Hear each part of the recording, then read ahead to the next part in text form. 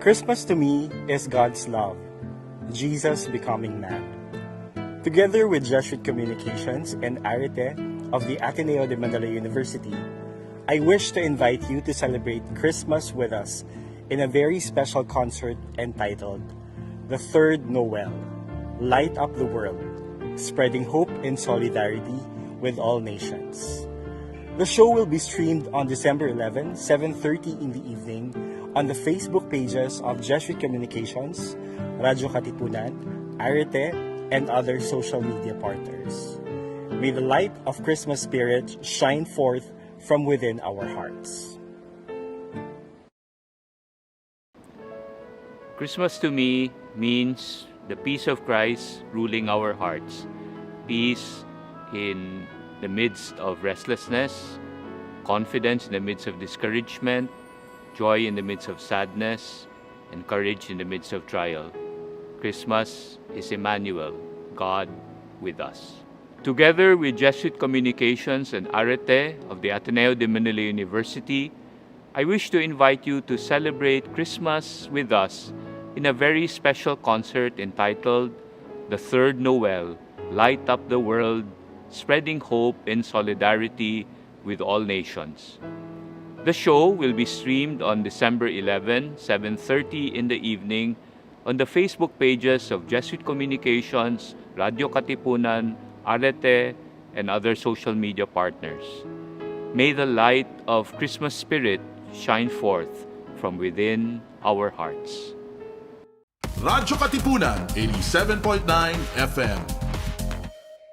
Radyo, radyo, radyo, radyo, radyo, radyo, radyo, Katipunan, radyo, Katipunan, radyo, Katipunan, radyo, radyo, radyo, Katipunan, radyo, Katipunan. The voice of the Blue Eagle, kami di mapipigil sa pagbabalitang tumpak at tama. Buhay atenista sa loob sa labas ng eskwela, ating ibibida lahat ng eskwela.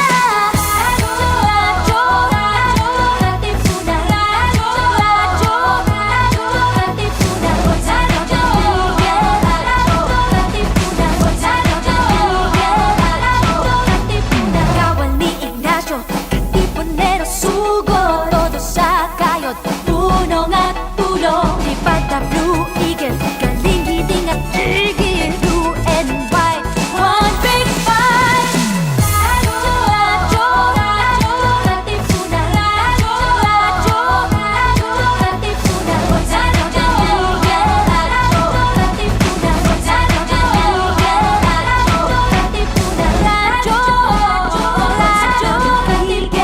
radyo, Katipunan.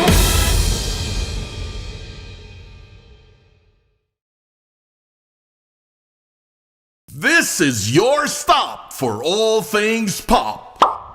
Catch our all-around pop culture geek, Cholo as he throws in some dose of what's poppin' and what's hot in the pop culture scene here on Popcorn. Munch in with us every Thursdays from 4 to 6, only here on Radyo Katipunan, 87.9 FM.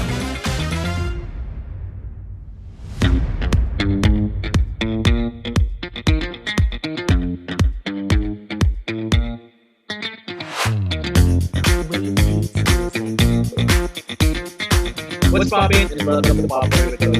Your stop for all things pop, where we talk about all things pop culture from here in our homes in the Philippines. 10th month edition to the rest of the globe. Welcome back to the show. This is our last Radyo Katipunan broadcast for the year. So first of all, thank you so much, Radyo Katip, for always airing our episodes. And we will see you all next year here on Radyo Katipunan. Pero tuloy-tuloy pa rin ang ating ligaya even after this episode. But today is our Music of 2020 special, and we will be talking about, obviously, music of 2020 and our Spotify rap results and some of our music faves. But before that, thank you muna sa lahat ng mga bumoto sa election. Joke. Thank you sa lahat ng bumoto sa Philippine Podcast Directory Awards 2020 who voted for me. I don't know the results yet. We will find out in a few days. But let's hope for the best. But thank you to everyone who's been supportive. And thank you to everyone who greeted me happy birthday as well. I had to, kailangan talaga ilagay sa conversation na nag-birthday ako. But yeah, thank you so much to everyone. And ayun, we will be rounding up some movie news. May isa lang tayong movie news that just came out earlier today or yesterday as you watch this or listen to this. But before that, let's introduce our co-host. Let us welcome back. Emil is here. Hello. Dren, who has not shown himself for 2020, is also here. Ghost. He's a ghost.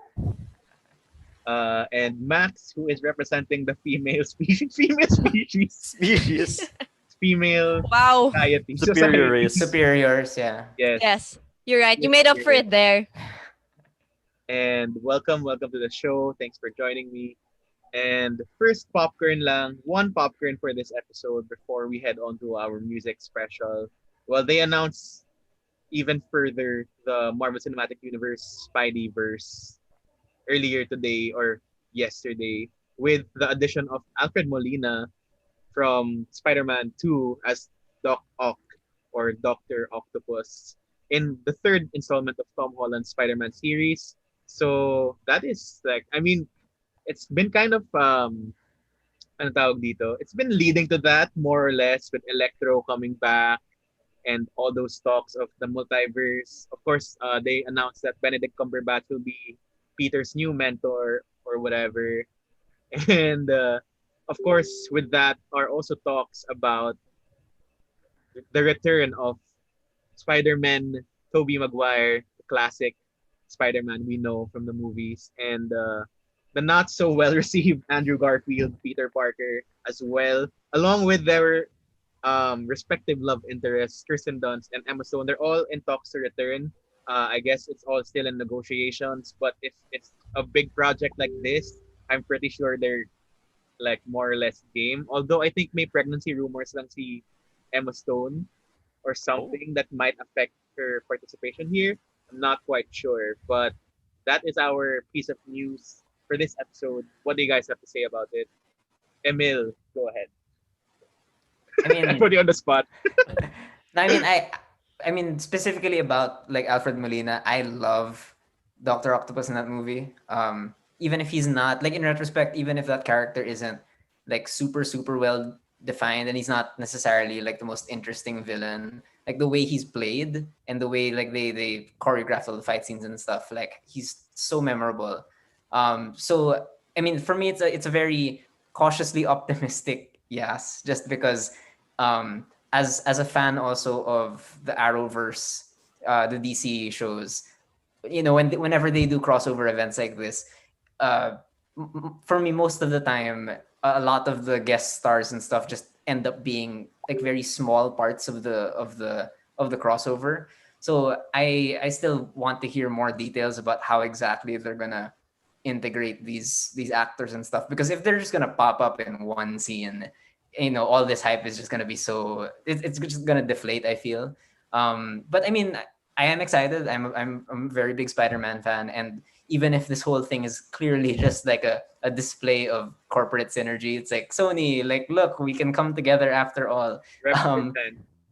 Yeah, I mean, it's still fun, and I don't know. I'm, like I said, cautiously optimistic. So yeah. Okay, I guess I will go next. More or less the same because we don't really know details, but the fact that it's out there, it's just exciting for me. But so for now, it's a yes for me. I eat all this up all the time, like all news of crossovers. I'm in all the time. Simula pa lang sa Sweet Life. That's So Sweet Life of Hannah Montana.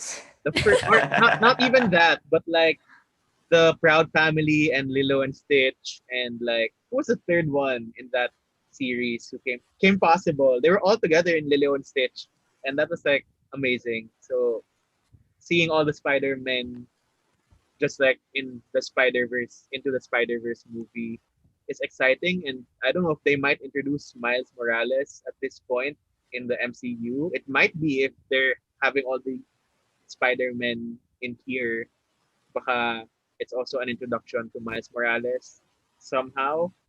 But I guess I was reading up on this. Some people are like, oh, so Tom Holland was never really the star of his own show because it's always about, oh, Robert Downey Jr. is here, or now Benedict Cumberbatch is here, or now all the other Tobey Maguire and Andrew Garfield are here. So like he never really has like a standalone. It's just him without banking on other stories versus just like Civil War. He was there, but I guess it goes along with the contract of Spider-Man having to appear alongside other people for him to exist like he does. So that's my take. Max?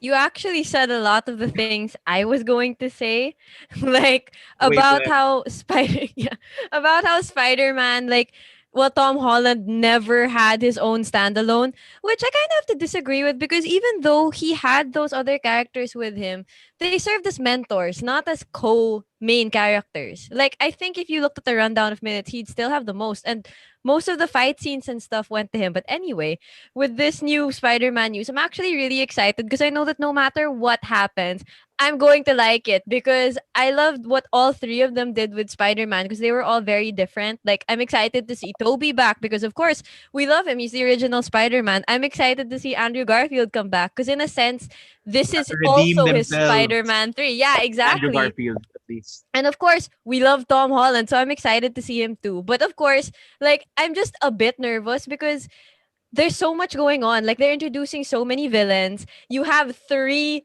very personality powerful Spider-Man actors. And then you have the whole concept of the multiverse, which can get a bit overwhelming, especially because they're also introducing Morbius and a lot of other characters. And it seems like the Spider-Verse is going to be its own universe within the MCU. So like, it has the potential to get very overwhelming, and I think writers are gonna need to be very careful. But as Cholo said, we're gonna eat it up anyway because we love them and we're just going to be so happy to see them all together. So I'm kind of just hoping that how the three Spider-Man actors work together is like Spider-Verse. Like, they all take an equal mantle in defeating the bad guy or whatever's going to happen in the plot. So I'm really just excited to see it, and I hope we find out more as the new year comes. Yeah, and obviously, I'm just a slave. Everything Disney releases, I'm like, okay, I'll buy that Exactly. merch. I will watch that movie. I'm sorry, but I So have to. true. That's just me. But I hope they give me a PR package one of these days because I support them that much. But Cough, cough, anyway, shout out Disney. shout Hello. out, shout out, shout out to anyone. But yeah, Dren, what's your take on this? Uh, I do love the three Spider-Man. I kind of share the same sentiment that most of the internet shares, that I think Toby was the best Peter Parker, Mhm. and Andrew was a really good Spider-Man, and then Tom was kind of like the best of both worlds. Although my personal favorite is still Toby. And I think Spider-Man 2 is like the best Spider-Man movie still. Of course, yes. Um, so yeah, having him, Doc Ock come back, I I will say one thing, and that is I really hope that Electro just doesn't blast EDM at people again. Like, it's just the weirdest Dubstep. superpower. He didn't have electricity as power. He would shoot EDM at people, which is very strange. Uh, it's crazy. Yeah. Like, I guess they saw the success of um, Spider Verse and was like, let's do that, but live action, which is pretty, pretty crazy. But Disney has reached the point where they can kind of do whatever they want. Like Kevin Feige recently got put in charge of not just the movies but the comics. They Can you own the imagine that? world. Like, he They're about literally controls what happens in the MCU now. He can do whatever he wants, and considering that, well, Endgame was about the stake of the universe. What can be bigger than that? And the only thing that can be bigger than that is the stake of the multiverse, right? It has to be the multiverse. Yeah, they have to have multiple versions of the heroes fighting together. That's the only place where they can go. After they do that, in like another 10 years, in 20, when did Endgame come out? 2019? 2029, when they do like the God. multiverse mega Endgame. I don't know what they're going to call it. Super Endgame? Like the bottom line? I don't know. It sounds like a WWE thing. But when they do that, I just don't know where they're going to go. And I have the same love-hate relationship like everyone does with Disney, like you guys said. there's nothing that they could do that I wouldn't watch because they're like we're trapped. Yeah. I always used to say this, but Disney controls the market. That's how big they are. It's almost as if they have a monopoly on the film market. Not exactly, of course. There was always going to be indies that come out and all, but it's kind of like in the Philippines where Star Cinema dictates what's popular. Yeah. They would make a movie, and then all the other film studios would not necessarily copy it, but they would kind of look at it and go like, "Oh, that's the thing that's making money. That's the mainstream thing. That's the differentiation of mainstream and indie became what's Star Cinema doing and what's Star Cinema not doing." And that's kind of what's happening with Disney. They can kind of do whatever they want because it's not just superhero movies, right? Like the other movies that they make, it seems like they all have like this, I don't know, like attraction to everyone else. Like I would call it the golden touch, but does it really count when you have trillions of dollars to spend to make everything golden? So it's it's a very salty yes for me. It's like I don't have a choice, do I? Like what do I say? I'm not gonna go watch it. I don't like it. Like it's yeah, so it's great and very happy for the guys and the girls, all the leading actresses and actors that get to come back. It's crazy. Who knows where they're gonna take this next? But it's just so Spin-off frustrating to movie. see. Sorry? Spin-off movies. Yeah. The spin-off as the multiverse. I don't know what they're gonna do. Yeah. It's just like it's crazy to me how powerful they've become. I never thought that it would get to this point. But it's really interesting lang din to jump off what you were saying, that both DC and Marvel are entering their respective multiverses with the crossovers they just had with the Crisis on Infinite Earths in the Arrowverse. That was everyone from movie and TV all in one series or like series of episodes, and then now Marvel, who are also starting their own multiverse with the start of WandaVision, which is coming out in January. I guess that's the real beginning of the multiverse. When Wanda figures out whatever the hell it is she will figure out. We have no idea what the show will be. But with that, kasi it comes Doctor Strange and the Multiverse of Madness and this one. So I'm guessing that's really the route, because what else can you do that hasn't been done with the regular characters, I would say, aside from introducing other characters that haven't been introduced yet. Like, I don't know, Squirrel Girl, wala pa siya. I don't know. Is the petition with Anna Kendrick still ongoing for Squirrel Girl? Is she too old? Probably is. Anyway, so yeah, I guess it's interesting to see what we will see from MCU next, because we didn't get anything this year, as we mentioned in our last 2 episodes, I would say. And WandaVision will be the start of something new. High School Musical, is that Yes. you? Yes, it is me. You know, with Dren's description, I don't know why, but what popped into my head was Kevin Feige with the Infinity Stones, because that's literally him with Marvel right now. Like, Who he is? I just found out that he also has control of the comics through this. So, like, now I'm kind of like, wow, here he is, Thanos. Like, he can just snap and end everything, continue everything. The Marvel reality is what he wants it to be. So he literally holds the Marvel gauntlet. And like, I also kind of just realized that they have the 3 Spider-Man actors in one movie. If they don't have a live reenactment of the Spider-Man meme, wasted opportunity. Oh my I'm God. telling you. I'm sure they will have it. It'd I be actually so don't want good. to see that. And like Tom Holland I would be do. so down to do it. Like Toby's not For gonna know what sure. it is. Maybe Andrew Garfield will know what it is. You'll have 3 different generations reacting to the same meme. Tom Holland's gonna be like, yeah, Toby's gonna be like, what's going on? And Andrew will be the one explaining to both of them. Yeah. And I guess we're at a Ah. unique position in our age group, I would say. Na we've seen it, I guess, we grew up with all 3 generations versus, like, I guess the younger kids now Oh, they just know like would Tom be Holland. like, who the hell is Tobey Maguire or Andrew Garfield? Shut Maybe. your mouth. No, sorry. Child. So yeah, yun lang naman ang interesting news to come out of the news world right now. And we will move on to our main episode topic, which is our music of 2020, which we will start off with our Spotify Rap 2020. This is not sponsored, but we would like to be sponsored one of these days. Oh my god. Hello to Spotify Asia. I Out know on you, Spotify. you know me, but let's work together. Okay, so Spotify Rap, of course, is our yearly look at what we're listening to for the full year.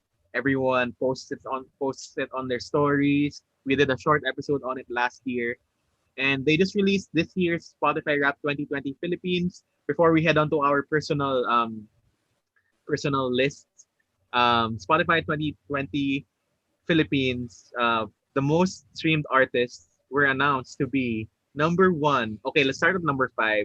Number five Oh. is Black. Okay. Number five bad. is Blackpink, who is Oh my still God, that's who are still crazy. in our area. That is crazy Very good. today. We have to realize, sorry, just as like a K-pop fan, you have to realize that it's ridiculous because they came back only in the latter half of the year and they Yes. still got number 5. That's crazy. The power, the impact, the crumbs. Literally the crumbs. Number four. This is actually pretty surprising for me. Number four is Justin Bieber. I don't. Oh. Well, he had a new Really? album, Changes, this year, Mhm. but I didn't really hear much, at least from our circles, about Justin Bieber. But I guess Same. I'm not quite sure what brought about the streams from him this year. Yes, Diba dedicated diba fans, man. yeah, Like, wasn't he on social media begging people to stream Yummy and stuff like that? yeah, So, no, he was yeah, saying, Yummy like, was oh, Yeah, saying- he Forgot did. about Yeah. he did So like yeah, a bunch that's of collabs and yeah, he did Yummy. He did Ariana Grande. He did. I mean, Mhm. he did a song with Ariana Grande. Yeah, Ariana With, Grande, Chance the Rapper, just a bunch of people. I mean, to be fair to him, I've listened to all of his stuff when it came out just out of curiosity, and like I didn't like it, but the message of the songs has become a lot more interesting. At least, not Yummy. That's obviously just, like I don't know what you're talking Yummy, about. which had like 6 co-writers on it. Yeah, Oh, but like what do you call this? But you know, he had a song about like marriage and falling in love, which is interesting because he got married.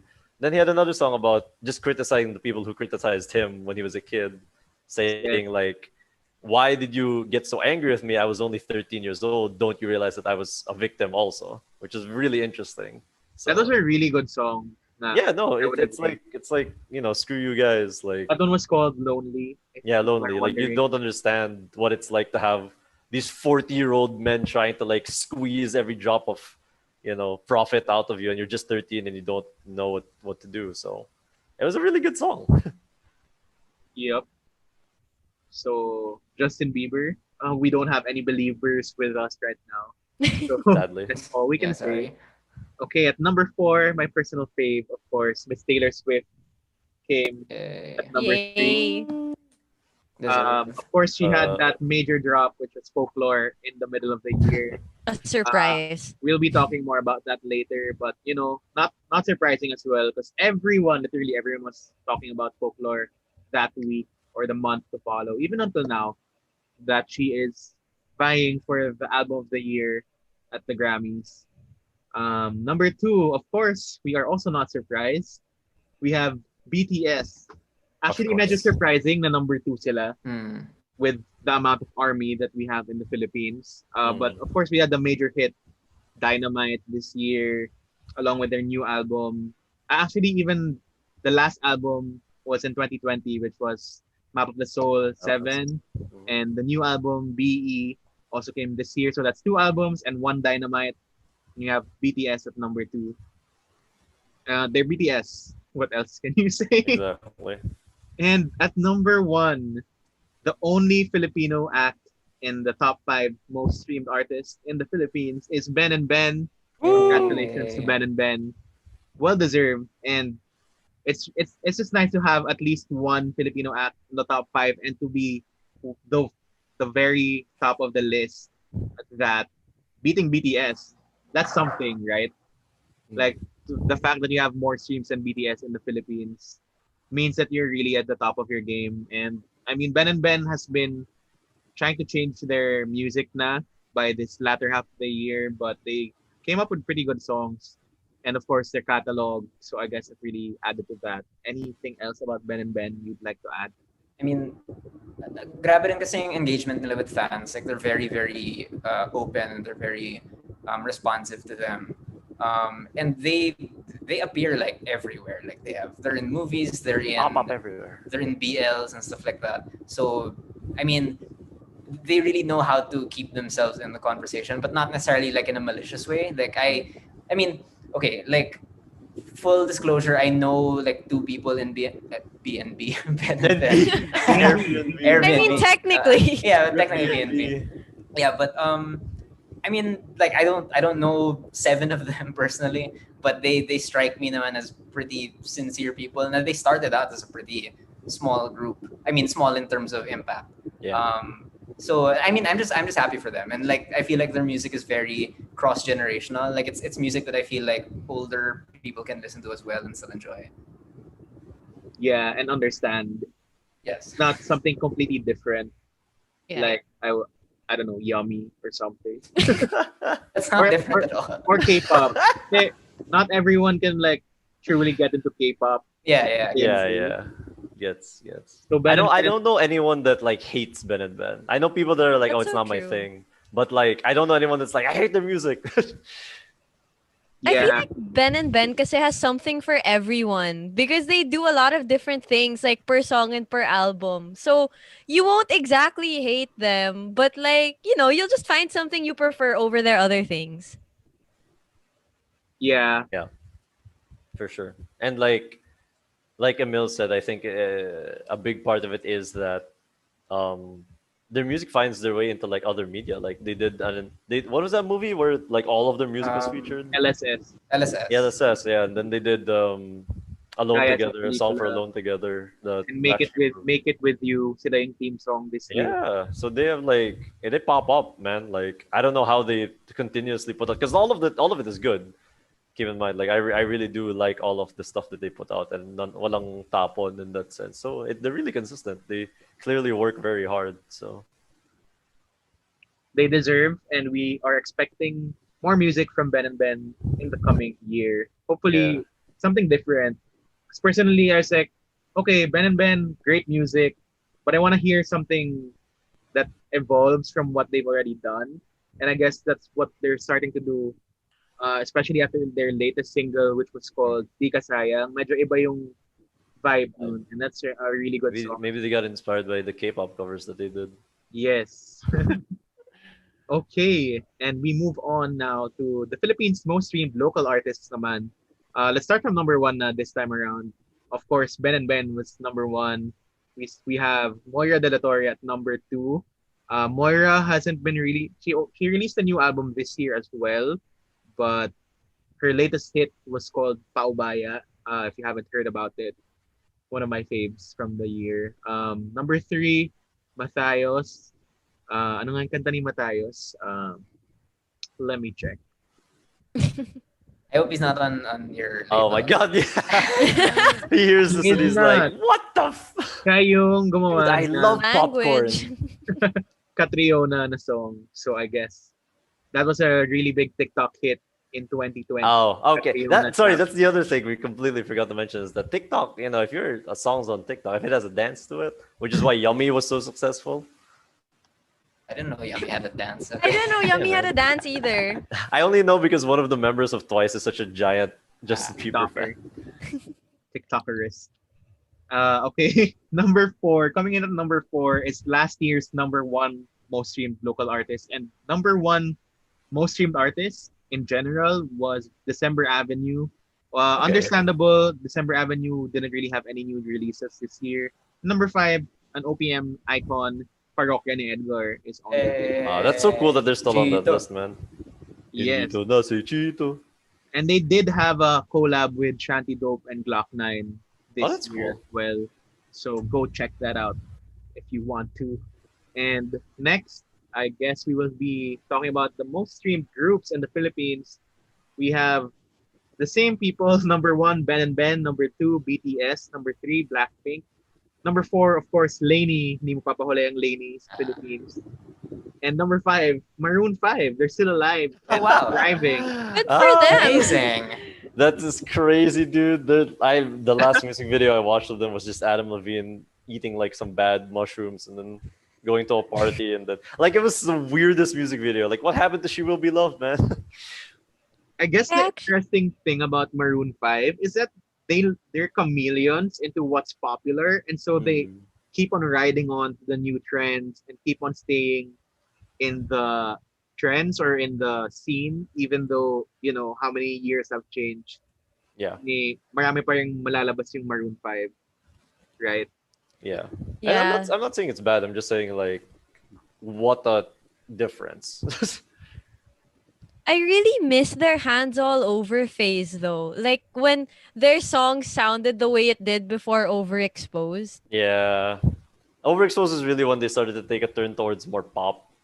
And Yeah. like I just miss the songs about Jay and that era. Yes, but exactly. Like I'm not mad at their new music. It's just that I miss what made the Maroon 5 in the first place. Yeah, exactly. And I could say that about a few other bands, like The Script also kind of Oh, that's yes. what happened.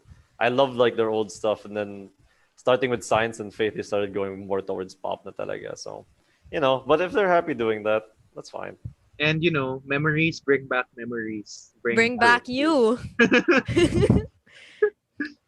Okay, now we will head on to the Philippines' most streamed albums.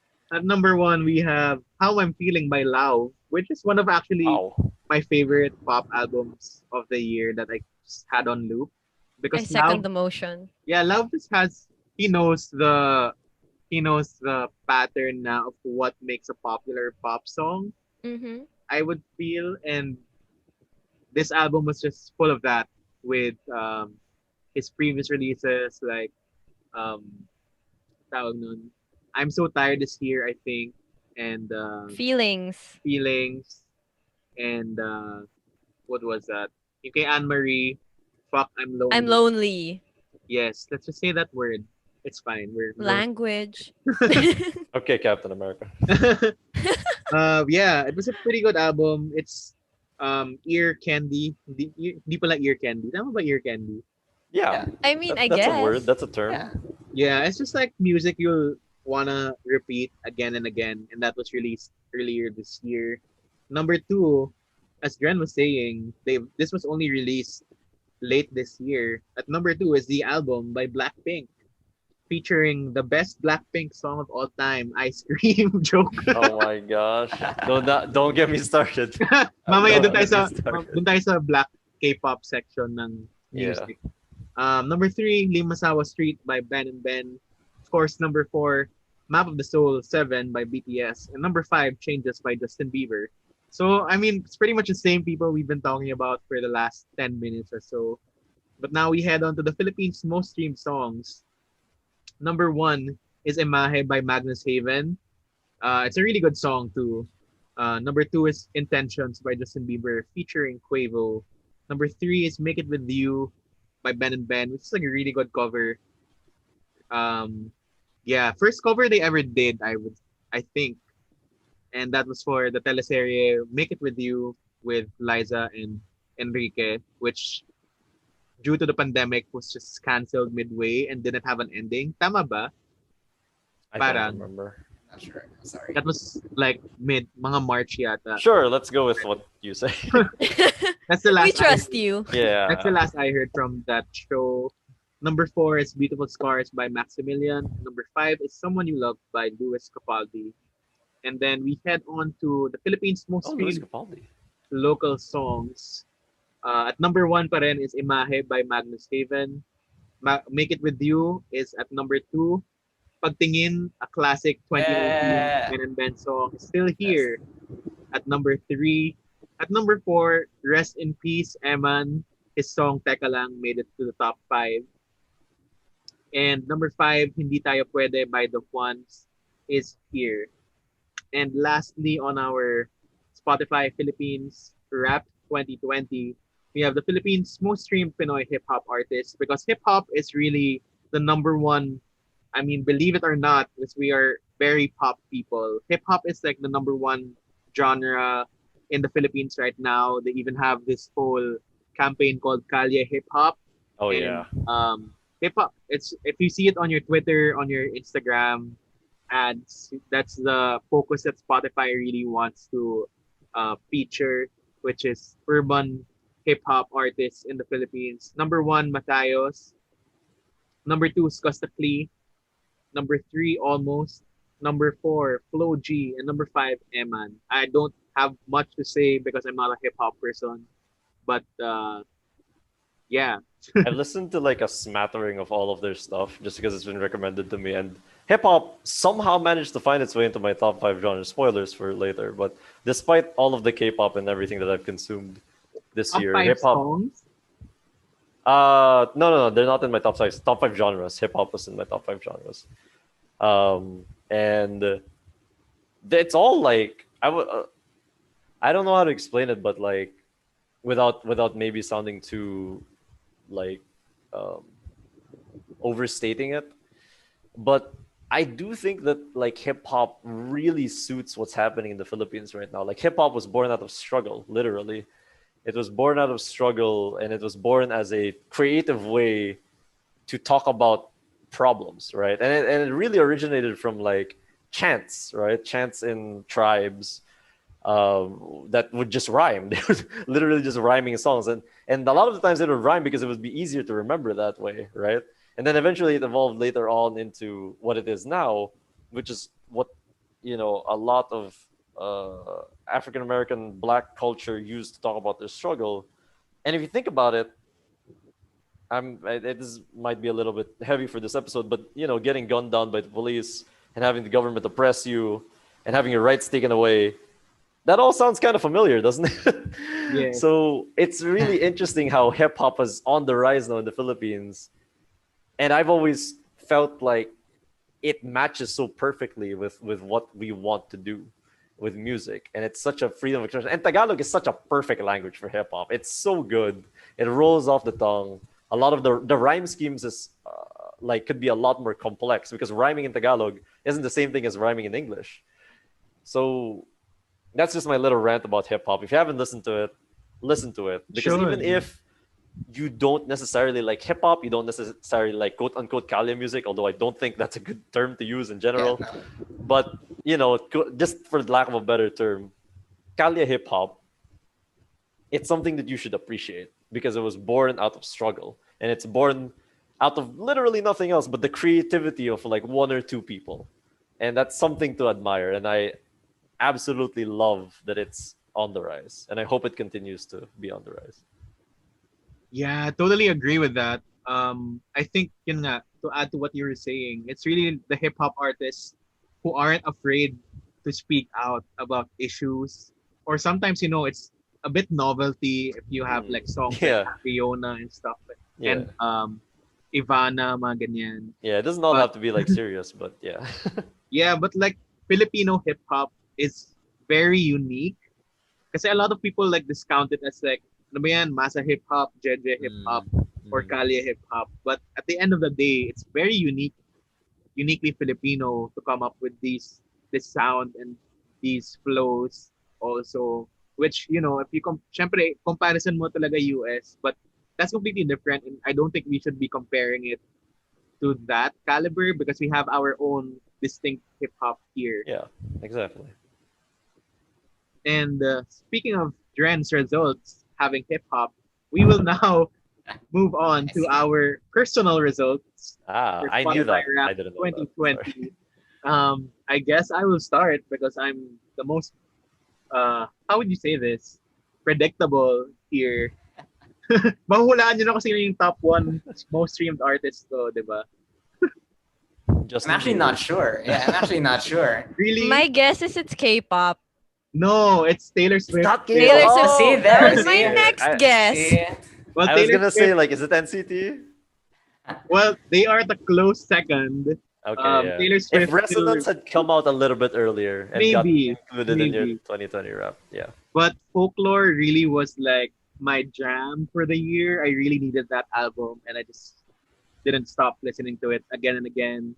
And you know how Taylor just keeps on putting out new stuff like, oh, here's intimate sessions version of folklore.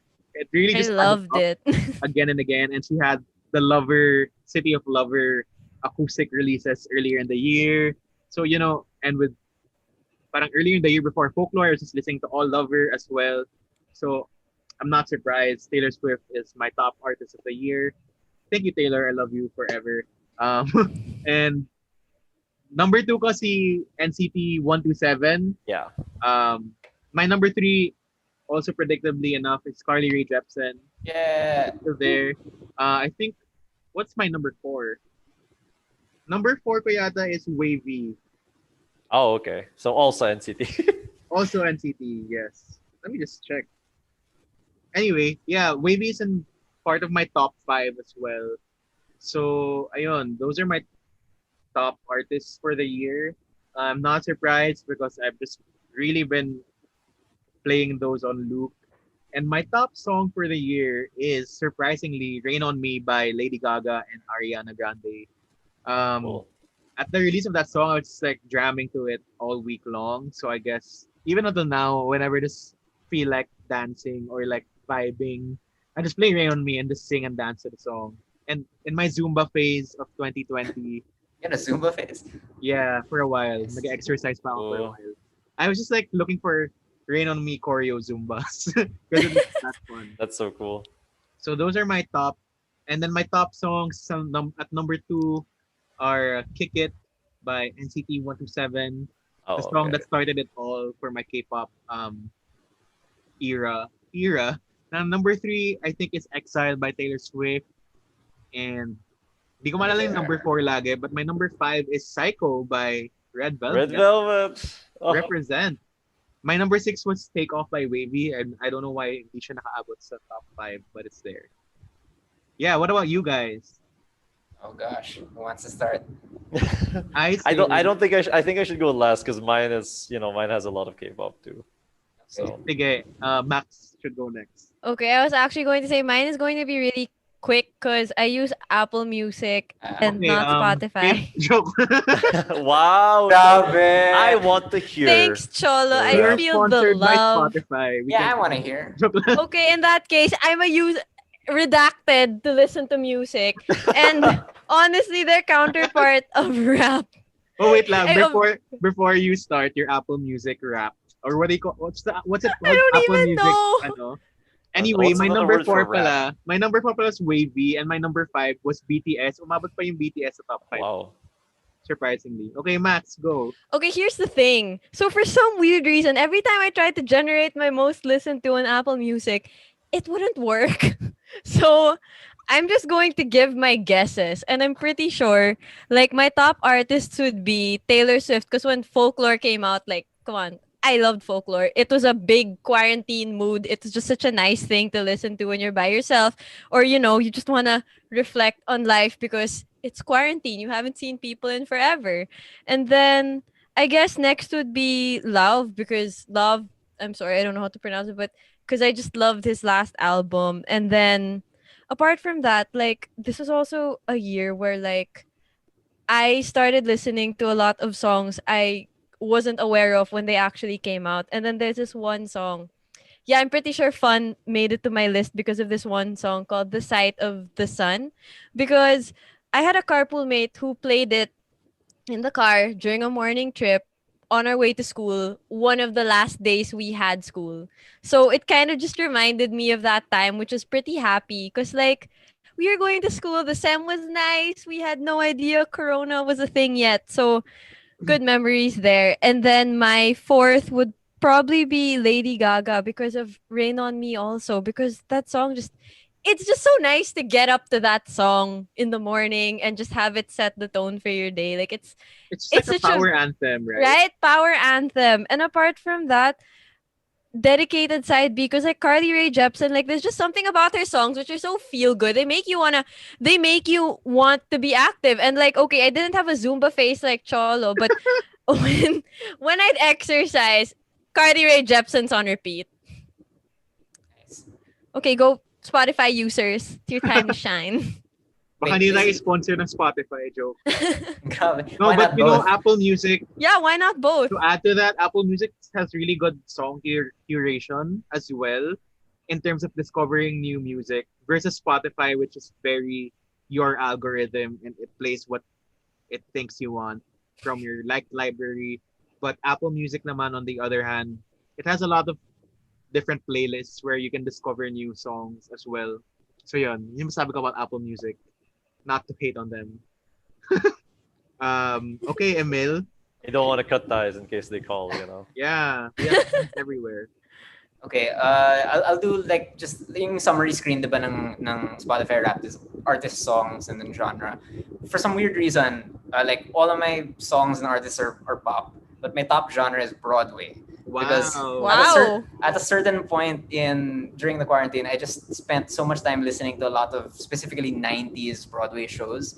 And I think the reason why none of the songs showed up in the rap is because every song on Spotify, each of the songs on Spotify is credited to like a different Yeah. singer, obviously, as a different It's the actor. first singer that appears in that song, correct? Yeah, exactly. So, but I'm happy. Like I remembered that phase in my life thanks Spotify Rap. And then for Parang bayad talaga tayo dito. I know. Spotify. hindi talaga. But yeah, so top songs, I'll do it reverse naman because the top 4 are all Rina Sawayama. But number 5 was Stay Away by Carly Rae. Even if at this point I like Feels This Way more. Felt This Way. And then number 4, Tokyo Love Hotel, which is actually my favorite Rina Sawayama song. I don't know why it's not number 1, maybe because it makes me emotional. Number 3 is Love Me For Me, Rina again. Number 2, XS. And then my top song apparently is Bad Friend by Rina, which I feel like is very appropriate because like I just feel like I'm so far away from everybody and I want to be like I wish I had the energy to like be more connected with people, but it's really just exhausting. And Well, then we're here for you every week. yes, Wow. thank you for this. And then top artist naman, number 5 is a French singer, Christine and the Queens, who I would absolutely 100% recommend. She choreographs all of her routines as well, and she can perform them without losing her vocals at all. So yeah. Number 4, kind of an outlier in terms of genre, but Nine Inch Nails. Nine Inch Nails is my favorite Emil's, band. high school phase. Yeah, no, since like 2009. But I don't know, like they've still remained sort of like a companion. I feel like they're my outlet for whenever I'm angry, which is like a lot of the time now. Yeah, number 3, Rina Sawayama. Number 2, Saint Vincent, who is maybe overall my favorite artist. And then number 1, Carly Rae, because after the concert last year, I mean, it was like church, and like we've spent this whole year trying to chase that feeling that we got from Cut to the that Carly Rae. Exactly, the cut to that Oh feeling. my god. That was literally like the peak of 2020. It didn't happen in 2020. The last Yeah. greatest event na maraming tao talaga. Yeah, and like it just, I mean, I know that I'm completely biased when I talk about Carly Rae because my connection with her like really just goes beyond the music now. Because when I listen to her, I think of like the community. When Dedicated Side B came out, it felt like everyone was listening to it at the same time, like as like a Carly Rae fan base on Twitter, as an iglesia ni Carly Rae. So like whenever I listen to her, I really think of like my friends also. So yeah. It was like my Your activity on Spotify where you see your friends. We're all like, Carly Rae, Dedicated Side B. Yeah. Carly. Amazing. We love her. Any last thoughts? On myself. Yes, on your list. Wala naman. I mean, weirdly enough, I feel like even if it like my top artists and my top songs are like this, I feel like I listen to like a pretty wide variety of music. Like I try to listen to. I feel like my Spotify statistics are more like how do I put it? I feel like I listen to more artists than I do like one artist a lot. Parang ganon. Yeah. So, my rap said that I was only in the top 0.5% of Carly Rae listeners, and I say only because I know a lot of people who are in like the top 0.01% or whatever. So But I don't isn't that like necessarily. a really good like percentage to I begin mean, with. I suppose question mark. I just like leave it on in the shower and then I just Take a shower. anyway. So I think I I've don't said know too much. what my reaction should be to mine because I'm like 1% of Taylor Swift listeners. Wow, that's I don't crazy know. considering her fan base. Yun nga, Yeah. maybe. That's But my like sister's like 1% of 10 million or something something. BTS na eh. Oh my god! How do people that's even make crazier. it that far? Especially when the And she fan was- bases are so big. Oh man, Oh that's man, true. you guys are gonna be shocked. And my Oh and my my god. and my sister only started listening to BTS when Dynamite came out. So Oh, the fact that she's Wow. 0.0 that's pretty recent. That is ridiculous. That's Exactly. crazy. But then Oh, man. but then I'm thinking, I mean, a lot of BTS streams aren't all on Spotify. Yeah, I was about either, to say, right? to be fair, kasi like in Korea, like Spotify isn't the number one streaming platform, right? Yeah, they have And obviously Melon. they're the biggest in Korea. So Yeah. yeah, that's an interesting thing. I think that's also why I think being the top 0% in with certain K-pop bands, like with a grain of salt, because I'm like, oh, it's because it's on Spotify, not on Melon. Yeah, or Genie. Ano pa yung Yeah, iba? those are Genie, the two big Melon. ones, Melon Yeah. and Genie. You know you've made it to Korea if your song is like doing well on Melon as a Yeah. non-Korean. Yeah, for sure. Okay, Pops so up Dren, take the lead as we are talking about Korea. Here we go. Okay. So my top 5 genres, I'll start with that. Number 5 is hip hop. And I always retain like hip hop is one of my favorite like genres of music talaga. One of the few genres I really listen to. And it's probably just because of like Tribe Called Quest and like old school Yeah, hip hop. I don't nice. really listen to like the newer guys, sorry. But you know, just like Kendrick and just like the obvious guys like Outkast and you know, those like classic hip like when you think of like who are the greatest hip hop the groups or people of all time, it's probably those are the people I listen to. I don't really listen to underground that much, which I regret and probably should get into more. And then number 4 is pop punk, which is just you know I was always like an emo kid in high school, and even now when I'm not like you know when emo's like a stupid thing, I realize like it's always just like you know the main and like all time low. Like those bands will always be some of my favorite music. It's kind of like Emil's Nine Inch Nails. Like they're the music I listen to when I'm sad or angry, even though, you know, I've been stuck inside literally all the time, and all of the pop punk songs are about like going to the beach and whatever. Number 3 is pop, which is honestly just probably carried by Rina Sawayama and Carly Rae Jepsen.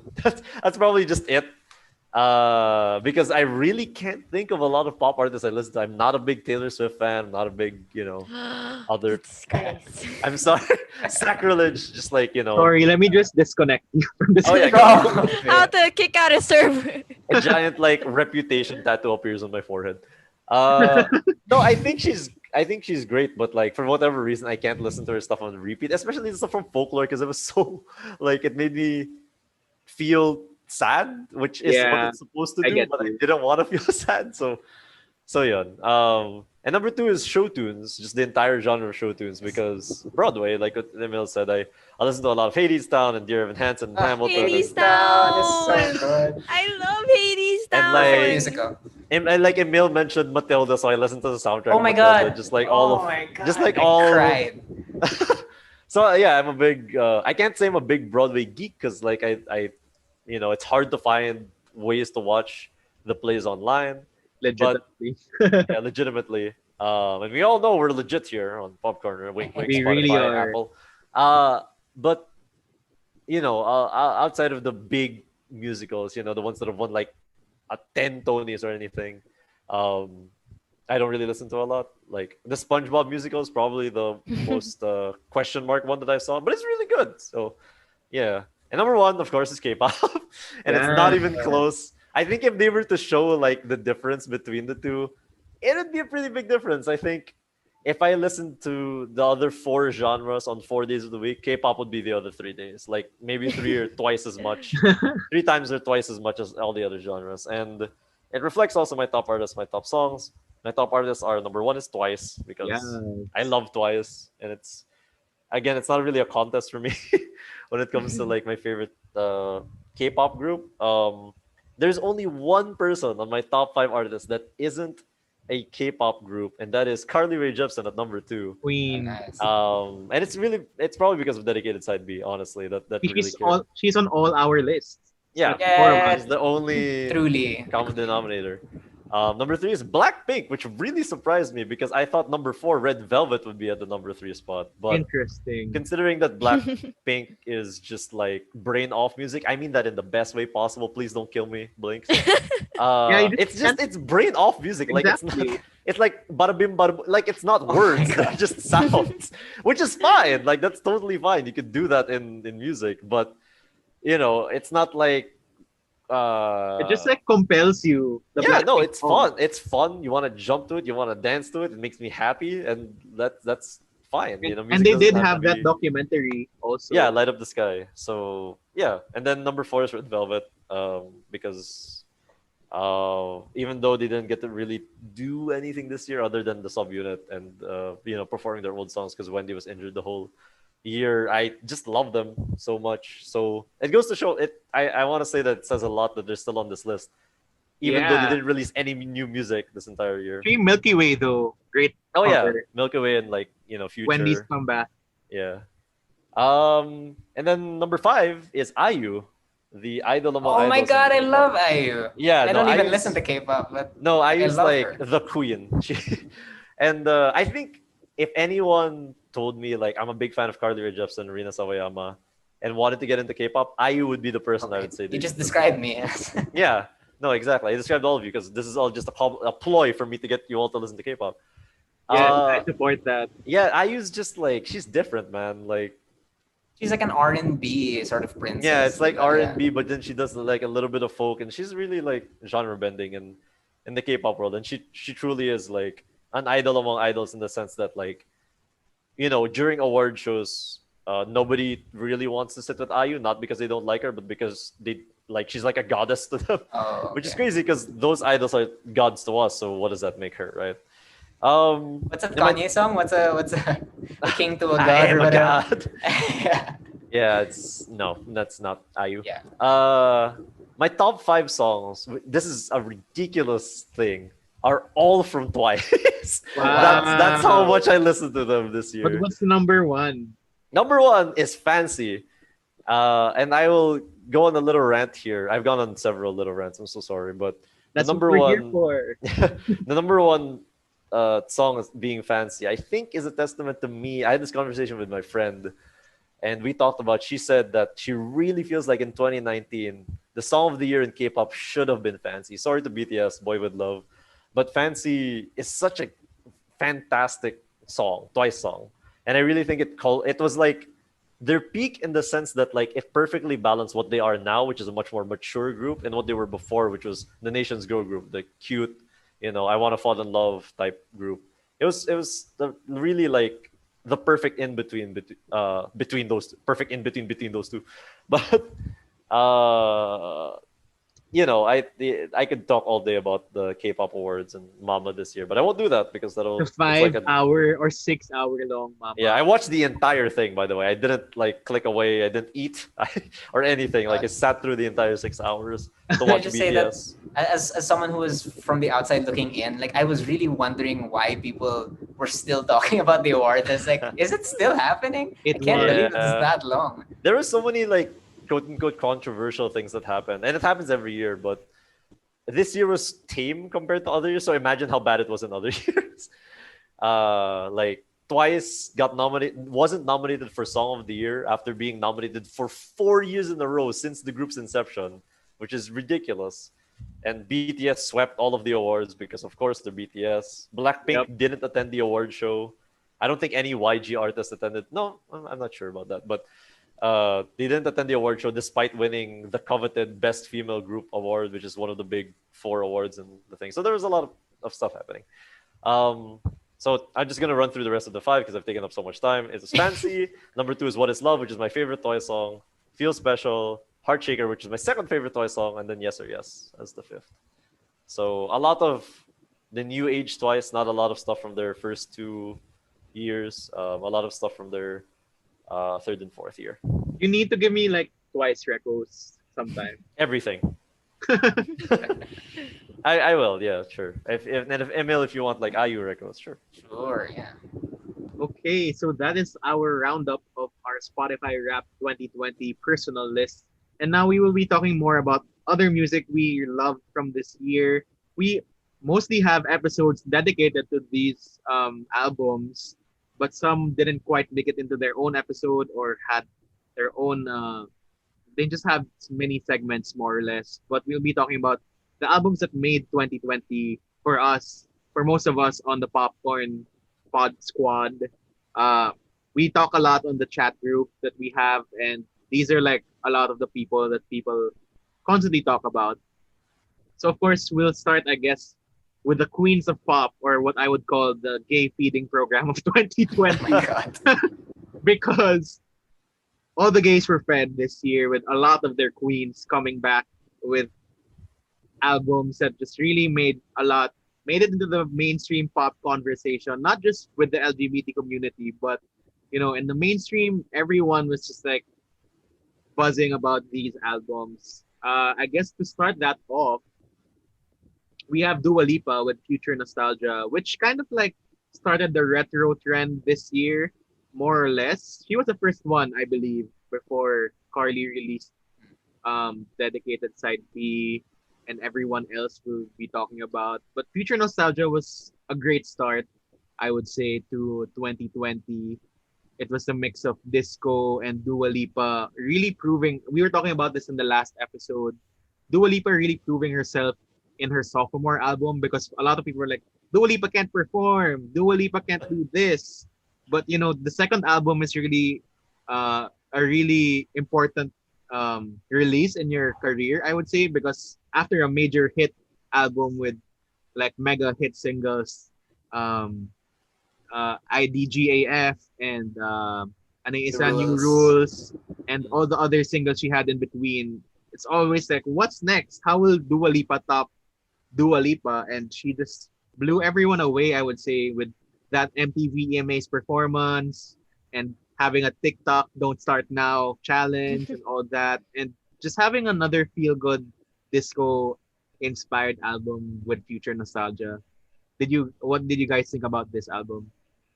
I still really really love it. I mean, I feel like a lot of people, as the year went on, as more like pop albums came out, people started saying things like,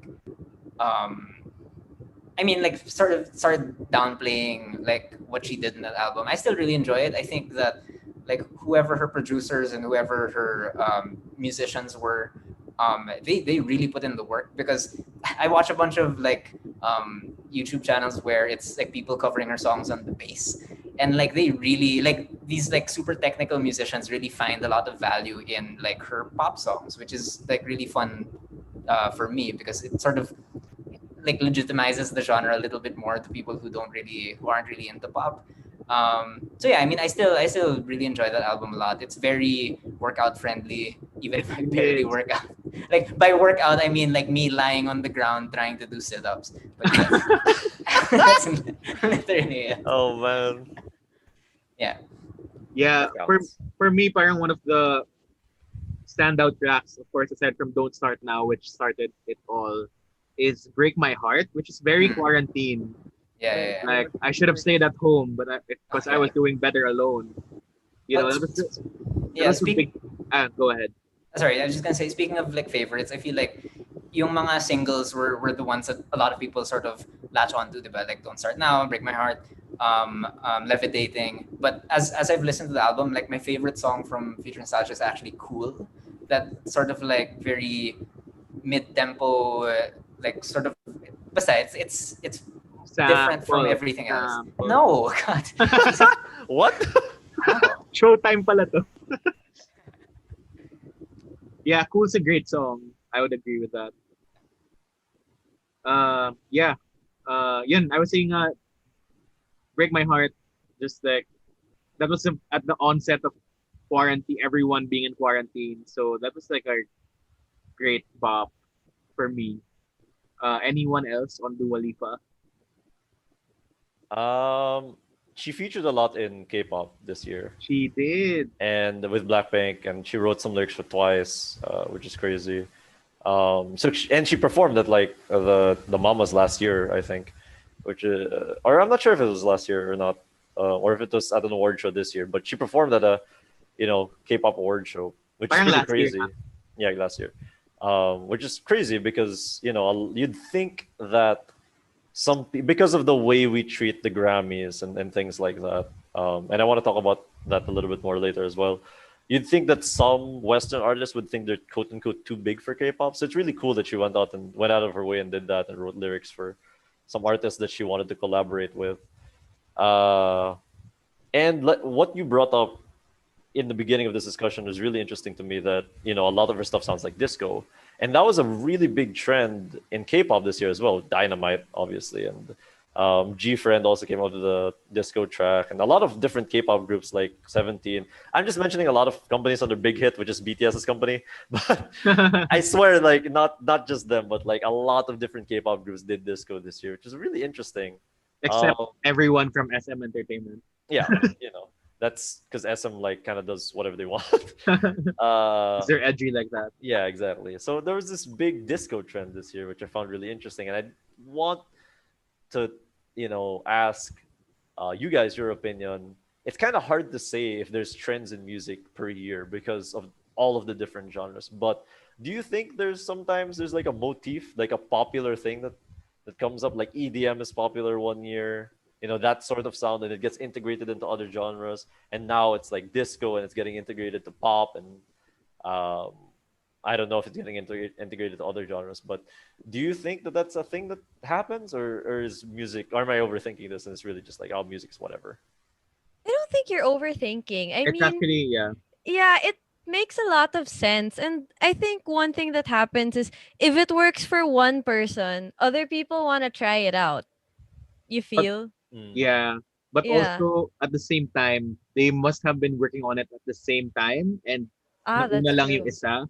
But, music is really also just a cycle, like clothes are, or like trends Mhm. in whatever else. Music Mhm. just kind of like goes around the cycle of, we were in our EDM phase in 2010, early 2010s.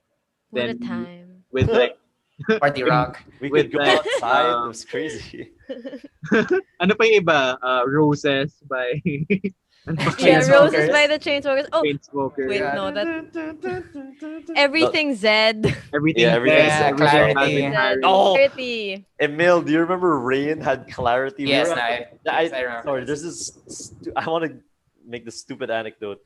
We were at an LFC outing one day, and you know how it is during org outings. You usually get drunk and stuff. So the next day, this is our room specifically. I don't think Emil was in this room with us. I'm not sure, but so we all had a hangover, and our friend forgot to turn off his 4:30 a.m. alarm. And at 4:30 in the morning, we all have massive headaches. We just want to sleep. Clarity just starts blasting throughout the room.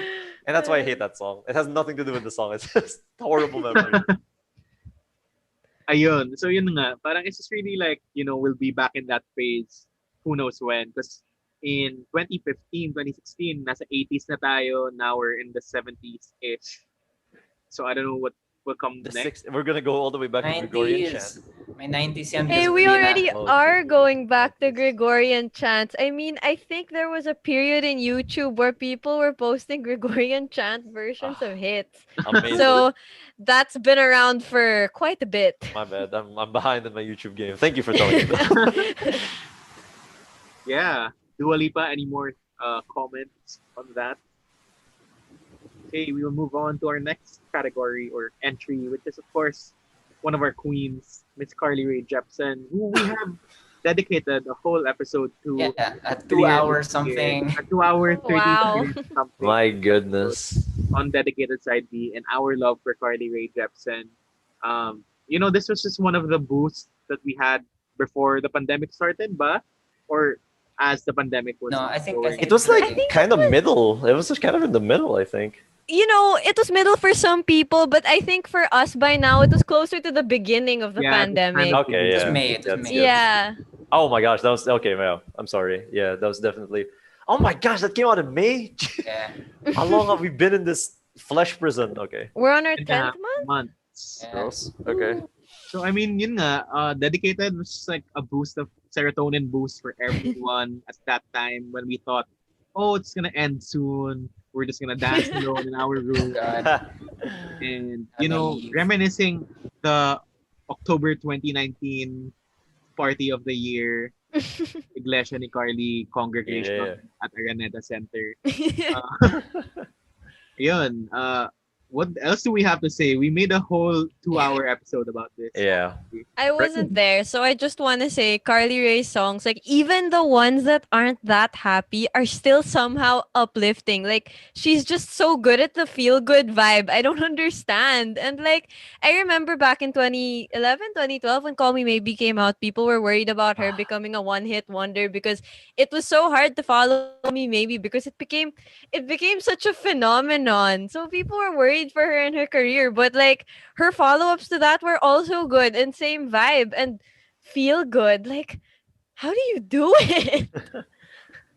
You just make 100 songs and release. Oh my 50 gosh, yeah. albums. 200. Jesus, that She is writes 200 insane. songs per Wow. album. Yeah. And like, if they're all that quality, oh my. Yeah, like dedicated side B like is supposed to be just like outtakes and stuff. Yeah. And it Yeah. comes together as like its own little project and it's Yeah. so strong.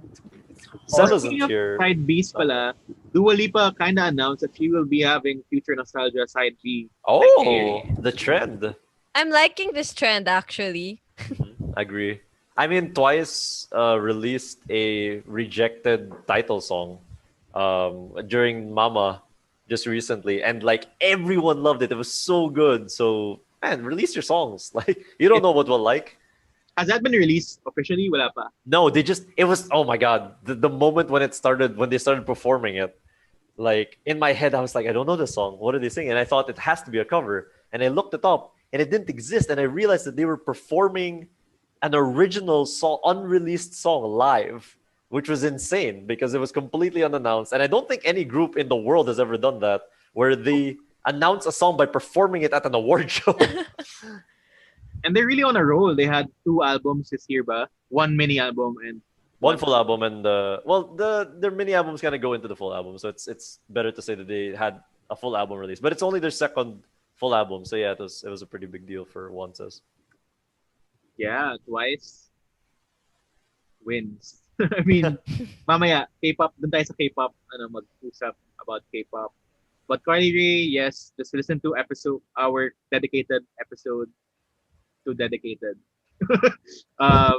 It's 2 hours plus. If you love Carly Rae Jepsen, you can hear all about that. And speaking of other albums who made episodes on, we have, of course, Lady Gaga's Chromatica, which people were really raving about this as well. It's Lady Gaga's return to her early pop days, or more of like her 2009 pop era. It's a return to form with Lady Gaga, and she made all this news, collaborating with Blackpink, collaborating with Ariana Grande as the gayest song of the year, maybe. Rain on Me. We also have Elton John on that album as well, and also really good songs. That whole Chromatica 2 to 911 transition just made it into the internet for a long while until now as one of the best transitions ever in an album, maybe. And another boost of like, partying and also feeling a bit vulnerable inside, as Lady Gaga was like putting her emotions out there into her party songs. So Chromatica was just also a great album for me this year, and we have an episode on that. But anyone else on Chromatica? It was a nice concept and like Chromatic as a place, and I enjoyed her performances for it. Like her performance of Rain on Me on, was it the AMAs or the People's MTV Choice? VMAs. Yeah, the MTV VMAs. I enjoyed that performance, like her and Ariana. They did really well. To think they were also singing with masks on. Yep. That was great. And the whole Lady Gaga, the movement of the American elections, not to put more politics into this, but Lady Gaga was brought back all her old costumes and all that. Lady Gaga just continues to evolve and be a chameleon as well throughout the years, and 2020 is no different with the Land of Chromatica. I just wish it got more love from the Grammys last in this nomination, um, set of nominations rather. If no one else has anything to say about Lady Gaga, we move on to Miss Taylor Swift Yes. Folklore, which we also have a full episode about. Isa pa yung 2 hour plus episode about folklore because it really affected a lot of people so much, including myself. I feel like I wouldn't have, aside from K-pop, I wouldn't really have survived 2020 and what happened in my life without folklore at the background. Like Exile was just a mood for a while. It made me really really sad, and but it moved me to do something I should have done a long time ago, career wise, I would Oh, say. okay. And Kala ko. yeah, and you know that He just launches into like this full on. hugot na pala to. But Okay. it's really like the message. It just came at the right time, and Taylor Swift just you know without all the pop machinery that she usually has, just dropped it, and everyone loved it. We had um, the Nationals, Aaron Desner over there, of course, with Jack Antonoff as well, producing that album. And, it was just really a perfect quarantine album. Rolling Stone recently named it as their number one album of the year, Oh wow. Folklore. So, yeah, I won't delve in much into folklore anymore because we keep on talking about it every other week anyway. I feel like there's always something to say about folklore because of the emotions and the fact that she really just surprised us with it. I mean, I don't think we knew about the album until a day before, and I remember her Yes. mentioning in the Disney Plus special that the label didn't know it was a thing until a week before. And I also like how she had her boyfriend on it, Joe Joe Joe Alwyn. Alwyn. Alwyn. Yeah, he did the piano for Exile, and And he I wrote think that was Exile, nice. part of Yeah, he wrote Exile Exile. Like Betty. I think it's nice that they got the right songs together during quarantine. It just really proves, no matter what people say about her and no matter how people try to cut her career, like Scooter Braun and what happened this year, Mm. she will always find a way to come back to the top and try to outmaneuver everyone maneuvering over her, if that's what you say. Oh, if that's what you can say about that. But up next from Taylor Swift, of course, are the re-recordings of her first seven albums on their Big Machine.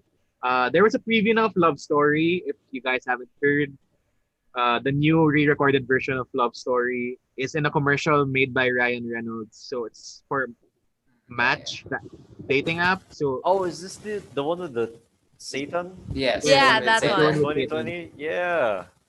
Cool. that's the new version of Love Story apparently, and it doesn't sound like obviously iba na yung boses niya and it sounds much better. But if you compare, I guess you'll just listen to the new one to support her than the old ones.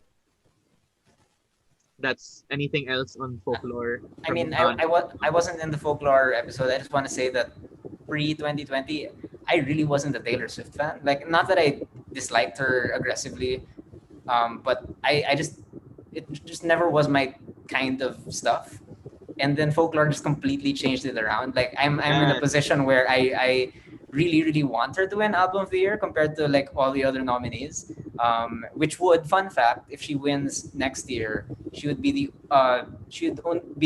third person to win album of the year 3 times next to Frank Sinatra and Stevie Wonder. Damn. So Wow. that's pretty That is big company right there. Yeah, exactly. So I mean, I just think it's like, coming from a completely unbiased perspective, I think it's a fantastic album. I think Last Great American Dynasty is one of the best written songs of the entire year. Like, that's my favorite track talaga of folklore. So I'm just happy for her, and I'm happy to be finally a Taylor Swift fan, I guess. Like, I'm motivated to actually listen to her older stuff now. Welcome to the Ah. club. Welcome to the club, as you should. Just It is kidding. Yeah, it's about time. No, ano na Okay. eh, Alright. na-hypnotize si Emil every time we Okay. have an episode, and I'm You like, just see like Taylor Swift. you just see Paula today. You just see Max and Cholo just put out their pitchforks and their motions. I thought it was great. Of course, like you guys have pretty much said everything. And what I want to point out really quickly, long, is that I just think Taylor Swift has such a unique way of writing songs. I don't know how to explain it, but I can tell when it's a Taylor Swift song because she doesn't settle on. She really likes telling a story, and I know a lot of writers do that in their lyrics. But I mean, like she takes you to a like she describes the setting and she describes the like that's what it feels like. It feels like I'm reading a novel when I listen to her songs, which is really cool and pretty unique to her, I think specifically, and the way she makes her music. I'm not saying she's the only one that does it, but for whatever reason, the words that she chooses, the way she says them, is very Taylor Swift, and I think that's really cool. She's a lyrical genius, no doubt. Like, okay, this line isn't from Folklore. I think it's from Reputation, from Delicate. She says, "Handsome, you're a mansion with a view." And like, for me, that's such a it's such an interesting line because she's saying someone is a mansion with a view. And what you get with a mansion, like a mansion has the implication that it's nice inside and out. And it even has a good outlook. Like, how do you even think about these things? She's just a genius. And Folklore just Right? really, it compelled a lot of non Taylor Swift believers into thinking she's legit now. No, I mean, diba, you'd always just brush her off as I just You know, felt like yeah, you're yeah. calling out Emil. Yeah, All exactly. right. I was like, okay, I get it. okay. Okay, I get it. no, Yeah, but like, okay, people relax. who are more into folk music or indie Yeah, yeah, yeah. music, Mm, Taylor yeah. Swift just kind of made them believe that she can do music like Starting to that, believe. Yeah. and that she's not just the pop star that everyone knows her to be. Parang I'm not really a folk pop person or a folk person, but it made me appreciate it more with this album. And if you watch the Long Pond sessions of Taylor Swift Folklore, it gives you more insight to the whole album of Folklore and what the songs are about and how the songs were made. And I just really appreciated it even more. Like as Max was saying, yung one of the lyrics of the Lakes were about tell me what are your words worth, and she was also referring to a poet named Wordsworth at the same time. So that's all the lyrical play in there. It's amazing. So go watch that, listen to the album, and listen to our episode about Taylor Swift's Folklore. Other albums, I guess. I really like Kylie Minogue's Disco as well. I'm not sure if you guys feel the same thing about it. I haven't listened to it. I'm I sorry. haven't listened to I haven't listened to it either. I'm I only- sorry. But I love Kylie Minogue. I really, really. No, yeah, I was about to enjoy say her. I only know Kylie Minogue from The Voice UK. That's how I was introduced to her, and from then, I listened to a couple of her things. And obviously, she would perform in the show, and I thought she was a lovely human being. So yeah, Yeah, I mean, obviously, by the title of the album, which is called Disco, it's a disco album. And it's just one of those you want to dance along to it albums as well. And it kind of boosted Kylie Minogue back into the scene, more or less, I would say. Now, it's Kylie Minogue's been in the industry for maybe 30 years now, more or less. And the fact that she can still make something that some people will talk about or an amount of people will talk about is interesting at the very least. And it's a really fun album to listen to if you want some disco fun. Next, a surprise hit album as a #1 rock album right now is Miley Cyrus's Plastic Hearts. I'm not sure if you guys also listened. Have not. also listened I to it. have not listened I to. haven't listened to the whole thing, but I've only heard good things. Yeah, aside from Taylor and Carly, one of the people I talk about a lot on this show is Miley Cyrus, and this was a revelation of Miley Cyrus and what she can do with her music. Although it's not completely surprising, but it's just a headbanging album na you just bang Yeah, your I was head. about to say, isn't it a rock album? That's It cool. is, and all the features on this album are just great.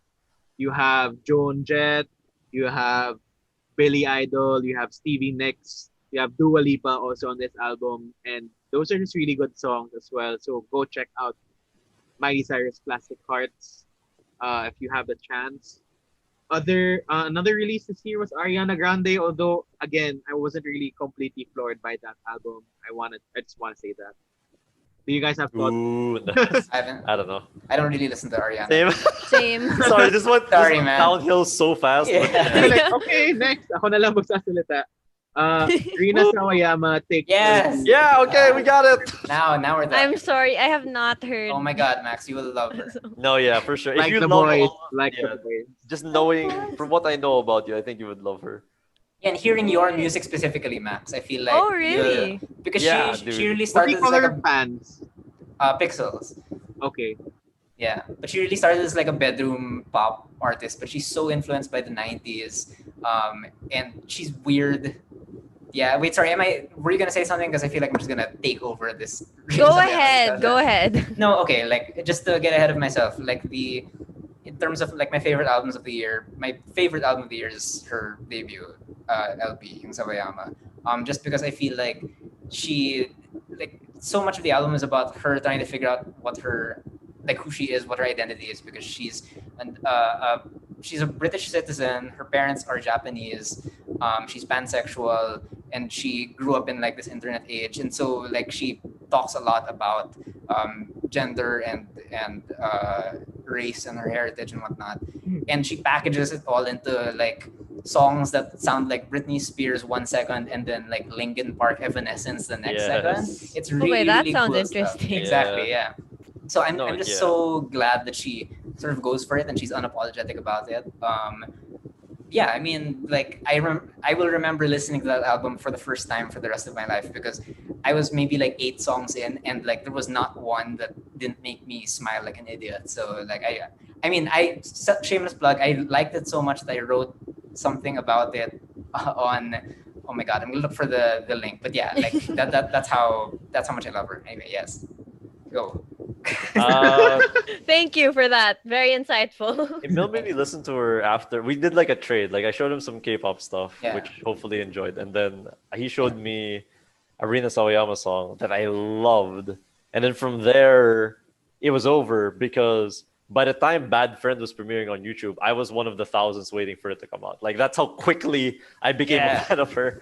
And I genuinely think, I'm surprised Bad Friend wasn't anywhere on my Spotify rap, because I listened to that song on loop, especially when I like run, because first of all, the music video is like Akira Kurosawa cinematography, which is crazy because like, it's such an old school, and I don't know who she got to do it. I don't know if she was part of the creative process of the music video, but it's like super accurately Akira Kurosawa. And although obviously all of his work is super well known in the film world, it's hard to replicate what he does, in a music video especially. And the song Bad Friend, I think like it might be my favorite song of the year, and that's like with K-pop, you know what I mean? Oh, wow. That's how much I, to be fair, like, not a lot of things in K-pop hit me this year, but what I love about her especially is that she's the only other artist, I would say, outside of Carly Rae Jepsen, where I feel like the lyrics, instead of feeling like, wow, how did she think of that? Which is how you describe Taylor Swift, and how I feel about, certain writers, not just in music, but, in general. Their lyrics make me feel like they're a friend talking to me. Like it flows so naturally, and it feels like they just came up with it on the spot and just put it there. But it's also so precise that I can't help but feel like they're geniuses, because of how well it fits into the song, how well it captures the emotion, and how perfectly it fits how I would describe what they're also going through. So it really feels like a friend talking to me, which it's so lovely. And yeah, listen to Bad Friend. That's She like does a song shout out to Carly Rae, diba? Yeah, in Bad Friend, she mentions listening to Carly in 2012. yeah, which is like, of course, you guys are friends. Very meta. So yeah, same. So I will shut up now because like Emil, I I think only listened to that album maybe twice. Twice? But I will listen to it more Sorry. now that you mentioned it. I mean, despite me, I feel like me and Emil might have oversold. Now I'm scared because it's like, what if No, she- no, what if- no. I liked a bunch of those songs, but I never really got the time to like Okay. bask in them. All right. Emil has unyielding faith. I'll be No, and to be fair, naman, like I feel like she really writes like a rock musician. So I can understand why a lot of like pop fans can't really warm up to her, because like the first 3 songs in Sawayama have like intense like heavy metal guitar. Yeah. So it's I understand. But we know you guys have taste, and we trust your taste, and that's why Oh, we're God. here. Don't. So we're here to like curate people's tastes about what. Grabe. Wow. Vote them off. Okay. Yeah. Okay. Other pop from this year, again, Lau's How I'm Feeling was one of my early 2020 jams. Same with Max. Any other pop albums that stood out this year? Wala akong maalala aside from everything I just mentioned. Those are really like my top albums of the year. See, Denny wanted to mention I'll, Haim's Women in Music Part 3. yeah, And Phoebe like Bridgers also had a year this year. oh my god, yeah, Punisher is so sad, but it's also very good. No, Denny also wanted to mention his favorite album of the year is Saint Cloud by Waxahachie, who is a American folk musician. I really like it as well, but he's definitely like the authority, so I can't really describe it. I think I can't really do it justice, but it's a very it's like old school Americana folk music and it's really relaxing. And Katie Crutchfield's voice is really distinctive and unique. So I would also recommend it. I wouldn't say it's among my favorites, but it's I understand why he likes it so much. And see, Ace also wanted to say something. He said something last week. Never the Strangers. Yeah, Ace from Never the Strangers. Of course, stream Never the Strangers. Yes.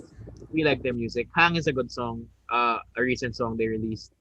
And we have an episode with Ace earlier this year as part of our anniversary special. See, Ace also had an album he wanted to talk about, but I haven't heard that song yet. We will find it later on and talk about it. But aside from that, we head to OPM muna before we head to K-pop because Dren and I would probably have a lot to say about K-pop. OPM, any faves from OPM? Ako may list ako dito. Of course, SB19. I really like the group. I admire their hustle and their talent. Alab came out late 2019, but was one of the singles of 2020. And then the pandemic happened, and they released an album, and they have a really good song as well called Hanggang sa Huli. It's a ballad naman by SB19. I just really like their music.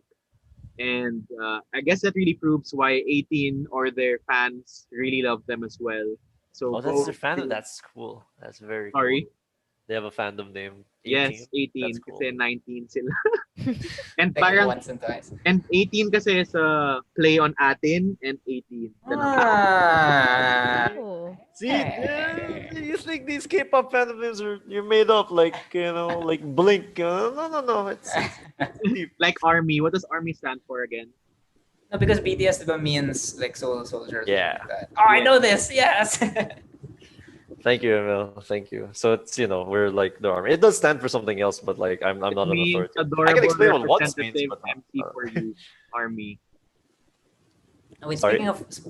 speaking of OPM, also if we're still talking about that, like I'll chip in also. The Four of Spades boys have been doing great work like separately. Like si Unique's album pangalan is really strong. Si Zild also released his debut album in Homework Machine, which I also really like. One like Filipino Japanese pop artist who I really like also is Enna Mori, who Oh, Anna's had her. she really has good music too. Yeah. And then since we are talking about local hip hop a while ago, I'll just plug also. I don't listen to a whole lot of local hip hop, but there are a few albums I've listened to that I've really enjoyed. So si Tats Maven has an album called Sige Simula. Prolet has an album called Baptismo, and then the album Ultima Fantasma by Tito Uncle and Scarly. So I mean, it's just Charlie. yeah, it's out there, and if it's usually not as Please available. email it, Emil. for yeah, my job. because Kidding. sometimes kasi they're just on SoundCloud or on Bandcamp and stuff like that, and can be a little harder to find. But it's always interesting. So I would also signal boost that stuff. Other OPM faves from you guys before I continue my list. Maxine Cruz. Thank you for doing that so I wouldn't have to. Joke. I'm releasing a Christmas song on December 20th Oh, called Because dang. It's Christmas, which I did with my You're paying friend. for airtime, Max. Joke. He made, Which I did my Wow. friend and Himig Handog finalist Kenneth Rayodica. So watch Wow. out, guys. Review it in January. Yeah, sure. I'm I'd love watching to. you, Joe. Wow. Okay. We will have I'll- an interview episode with Max. Oh, no. I should just leave it on loop so that it's in my Spotify 2021. Oh, Do yeah. that. Do it. Joke. Well, ako, Ben and Ben, if we're talking about Ben and Ben, Lifetime came out this year, and that was just like, ang bilis nila ginawa yung song na yun from the fact that it came from a comment on one of their other videos, and they made a song out of it, and it's just like a really sad song about what ifs and who could have been and the ones that got away. And that's one of my favorite Ben and Ben songs of all time, I would say already. And then if you watch Gaya sa Pelikula, one of the songs featured there as well, Celos by The Vowels They Orbit. Also one of my faves this year. Nakaka-LSS siya yung Celos, Celos. Even before it was on Gaya sa Pelikula, it's already on my radar. Paubaya by Moira, isa pa yung masakit na song talaga. Go listen to it. I don't know ano yung pinaghuhugutan niya kasi masaya naman siya with her husband. You know, I don't know, like how could Taylor Swift be happy and still make sad songs? That's the genius of music, right? It's a mystery. It's 2020. It's But 2020. yeah, that's right. Like, because you brought up Lifetimes by Ben and Ben, like, it kind of made me think that a lot of the songs that really became hits over quarantine are the ones that are super reflective. Like that one asking, like, what if, the ones that got away. And I guess because we're in quarantine and we have more time to think because life isn't as fast paced as when we were going out, like going to work, going to school, going out to their friends. We have more time to think. And I guess even if you are like in a happy place in your life, you can't help but think about those things that usually you don't think about. Yeah, that's totally true. And you know, it's been a year of reflection talaga for Mm-hmm. many of us. May it be in our careers, our personal lives, and other aspects as well. Aside from that, any other OPM faves? Ako, this year Paradise Rising came out from the Philippines. So that's the 88 Rising Filipino counterpart called Paradise Rising. It had songs from Kiana V, Fern, um, Jason Dakal, and other people as well. That was a pretty solid album as well, or EP. Si Nadine had her Wildest Dreams Alright. album and visual experience. Um, yeah, that album that really impressed me in how Nadine could come up with such a spectacle of a visual album in the middle of the year. um, it had some good songs as well. White Rabbit yata yung gusto ko doon na song ni Nadine. And lastly, Zach Tobildo, he's an up and coming artist. He has a song called Nangangamba.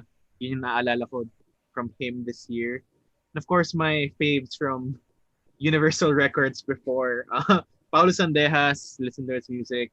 Isa Rodriguez, Tala. They still have a lot of good music. Along with Fern. Si Fern's song from Paradise Rising is called Kaori. That was inspired by the anime Your Lie in April. And that was just Oh. really Oh. amazing. So listen to Kaori by Fern and all his other songs as well. And we also had an episode with Fern earlier this year, so go listen to that. Upcoming naman si Paulo Sandejas, so abangan nyo yun. And any last OPM pahabols? Yeah. So now we head to K-pop. Here we go, Dren. Take it away. Dren, take it away. We'll just be here. I already talked about so many of like the things. Oh my god. Well, I will start Go with ahead. Yeah. NCT. And There we go. That's one I did. I started this year lang. We had that NCT episode maybe a month ago, and we had 7 comebacks in total, and that was just crazy to experience in one whole year. Helps when there are 23 members. Wait, And what there do are you mean by 23 comebacks? Like they here we disappear go. and then they come Mm. back? I'm sorry, I'm not no, familiar. that's like- What it's does it okay. mean? No, I got confused also at first. No, yeah. please don't apologize because the terminology in K-pop is really dumb. really probably because confusing. it's meant to be said in Korean and we just directly translate it to English. So comeback is just a new single release. Oh, okay. You've been gone for like 3 months, maybe. And then you quote 4 unquote months. come back with a new song, which is just a single. Usually, Yep. maybe it comes with a few other songs, but sometimes it's just a single. Yeah, so for NCT, we had like 127 had an album or a package. Dream had an album, a mini album. Wavy had an album also, and then we have NCT Resonance Part 1 and 2. So that's, and we also have Super M to add to that. So that was like 7 comebacks featuring NCT members. And that was a lot, but that was also great getting into the whole K-pop scene through NCT. Aside from, of course, BTS being my gateway into K-pop, NCT has really saved my 2020 aside from folklore, the whole merch of it all, and the whole. And it's just really nice to appreciate music you don't necessarily understand, but you connect with. And NCT was just, I'm just continued. I continue to be amazed at the whole concept, and we were shocked to have 2 new members this year. On top of the already existing 21. What did you say about NCT Dren from your perspective? I'm not the biggest NCT fan because they're 23 members, and I think that's insane. In terms of memory, like I think it's fine as a K-pop group, but I think it's just so demanding to have to remember all 23 members. But It took I me did- 3 months to learn everyone. I did get to see, a lot of their comebacks, and I got to see the performance at Mama, which was insane. It was like the craziest thing. And their music video for Resonance is like the most cinematographically ambitious. I don't even know what the word is, but like the camera moves, the production. It was crazy. Delicious. It was like they spent $1 million on one music video. If you guys haven't seen it, Max and Emil, it's crazy how much effort they put. It's like they rented out a stadium just so that they could have this music video. So they like, could all fit. Wow. yeah, Ridiculous. look the way they wanted it to look, and they had amazing CG in it and everything. So it's crazy that NCT has this much success and that they continue to have so much success. Their music is, very much fourth generation K-pop boy group. Nobody in this call knows what that means, so I don't know why I said it. But it's very aggressive, and it's very like, I'm going to use my voice to say something important, which is, very reminiscent of early BTS, which is really interesting.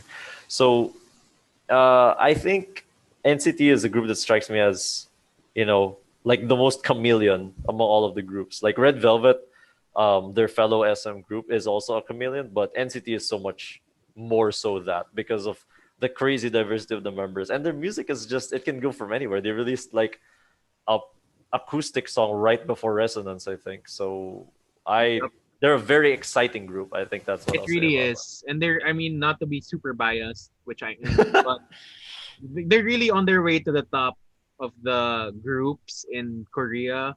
Of Mm. course, the Billboard socials marked BTS as #1. EXO was there as the second boy group, and NCT was already at #3. So that means that NCT is on their way. Wait, sorry, to who's the top. number 2?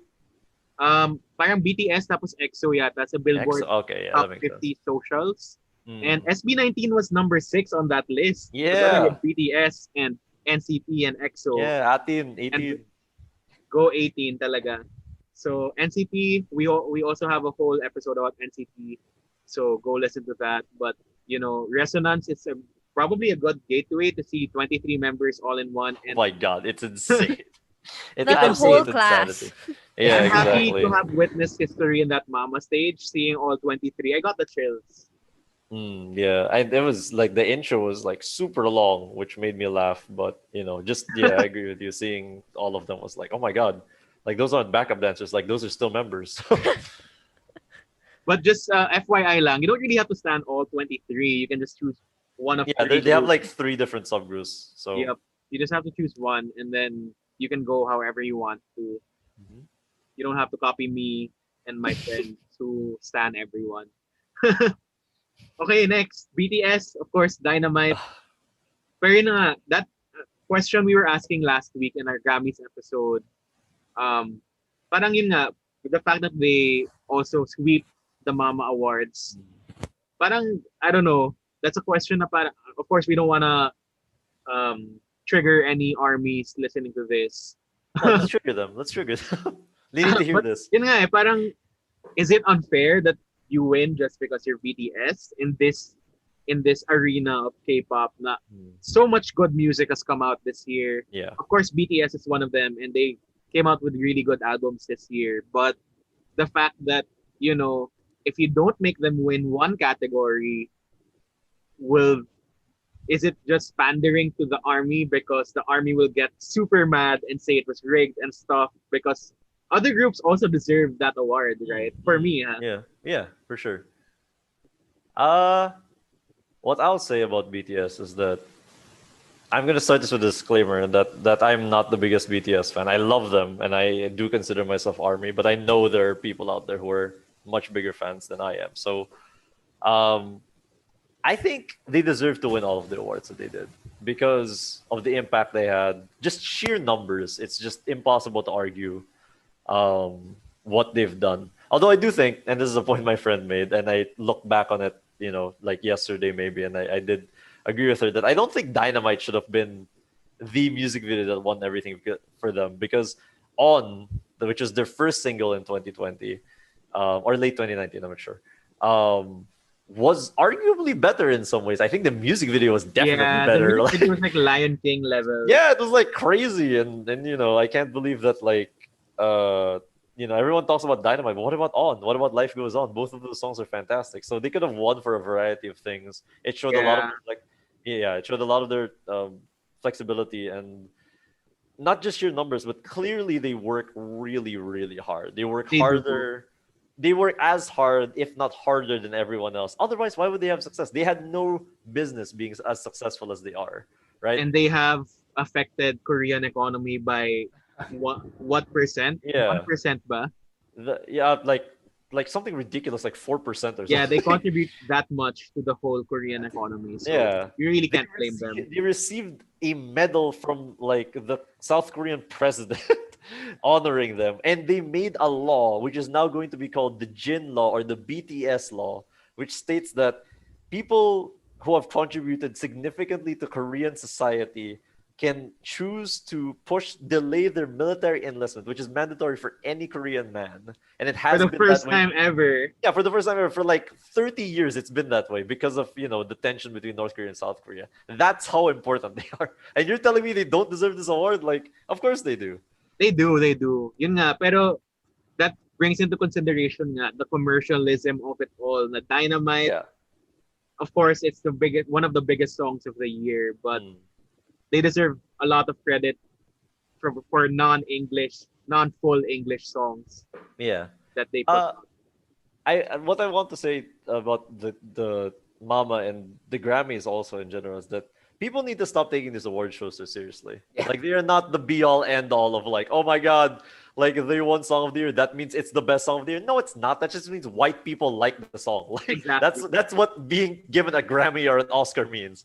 Okay. And the reason why we celebrate these wins, I want to clarify, like when Parasite won Best Picture, or in my opinion, when BTS inevitably wins a Grammy, we're not celebrating that the white people like the song or the movie. That's not what we're celebrating. We're celebrating the fact that the world is becoming wider. People are starting to consider these songs that aren't even in English, in the Western world. And they're becoming so big that the Grammys cannot deny them. That's what's important. That's what we have to remember, right?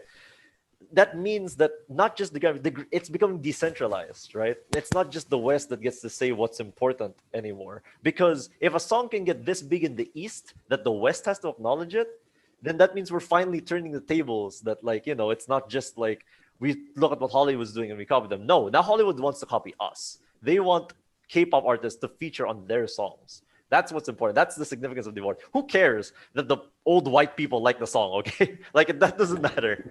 It's the impact that the award has. That's what matters. So stop worrying about it so much, man. Like, okay, I'm gonna call out a specific group. I get it. Psycho didn't win Song of the Year. It sucks. They didn't get to promote the song, okay? Red Velvet, fans, Revel loves. Psycho was probably 6th or 7th on my top songs. I love that song. Red Velvet, should they have won Song of the Year for Psycho? Maybe, but they didn't get to promote it. That's like saying that you should award the NBA championship to the team that had an injured star player. They were injured. They didn't get to play. That doesn't mean you give the award to them just because they got injured. Wendy was unfortunately injured this entire year, and it sucks.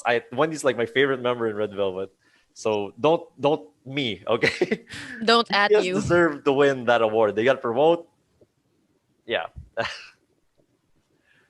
And to mention that Red Velvet appeared, Thanks, Emil. I saw you like clapping. Thank you. Go, Dren. Standing Red Velvet- ovation. at least Red Velvet appeared on Trolls World Tour. That's Oh my the God. feat. Please don't talk about Trolls World Tour. Okay, I'm done. I'm not gonna talk about Trolls World as much as I love K-pop. I draw the line somewhere. Well, okay, next after BTS, well, we know and love BTS. We also had an episode on Map the Soul 7 earlier this year. I can't believe that was earlier this year pa rin talaga. But you know, BTS is BTS. They already have, and we won't have to talk more about them. So we have a whole episode dedicated to them as well. Blackpink, we were saying Album. things about Blackpink earlier. The album, unfortunately, Ice Cream was on that album, but the rest was Oh, pretty Lord. good. No, I like the rest of the album more than like Ice Cream and How You Like That, honestly. Like they really give me like a really strong girl group. If you guys like Little Mix or those types of like, You Go Girl groups like Woman Empowerment, I think you'd like the other songs on the Blackpink album. That's all I want to say about that.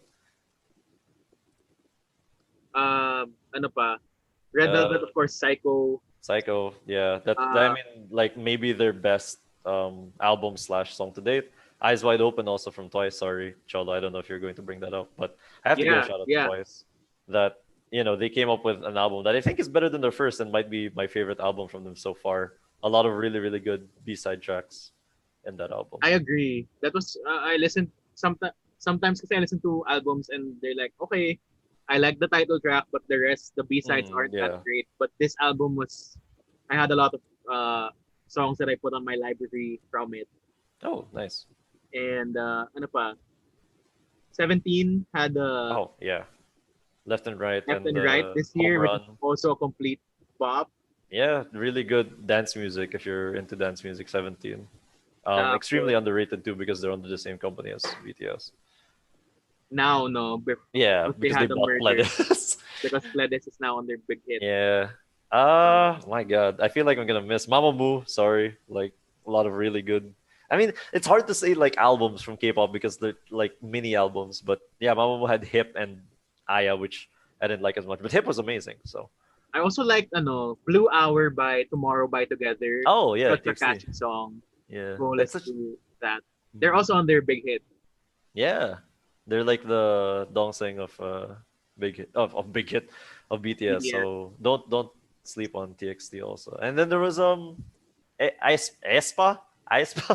Oh, sorry, I don't think that Aespa. was an album. It was just a song. But there's a lot of. Go ahead. No, I was just gonna say there was a lot of radicalization. I think this year in K-pop, which is maybe why I didn't like it as much as previous years, in terms of like the content that came out. But it's great to see that like all of like the EXO members were all coming back with their solo stuff and Yep. all, and IU of course, Yep. Zico in the Oh my hip hop gosh. world. What's that Zico song? The happy song? Oh, the Any Song. The Any song. just called Any that's Song, yeah. also a really You guys might like that song too. It's really fun. Ta-tan-tan-ta-tan-tan. Yeah. Oh, and You might have heard it on TikTok. yeah, you might have heard it on TikTok. Oh my God, I was gonna Day 6. Sorry, Day 6. Oh my wanna gosh, mention- Zombie! Yeah, I want to mention the K-Rock world with Day 6 and N Flying and all those other amazing bands should get recognition as well. Zombie English version. Also It's really 2020. That's just 2020 for a lot of people. Yeah, parang that was also one of my maybe theme songs of the year, Zombie. If you listen to it, you'll get what I mean. But it's really about like what you feel and getting into that emotion. Yeah, You're tired, yeah. and if you feel like literally a zombie. Mhm. Yeah.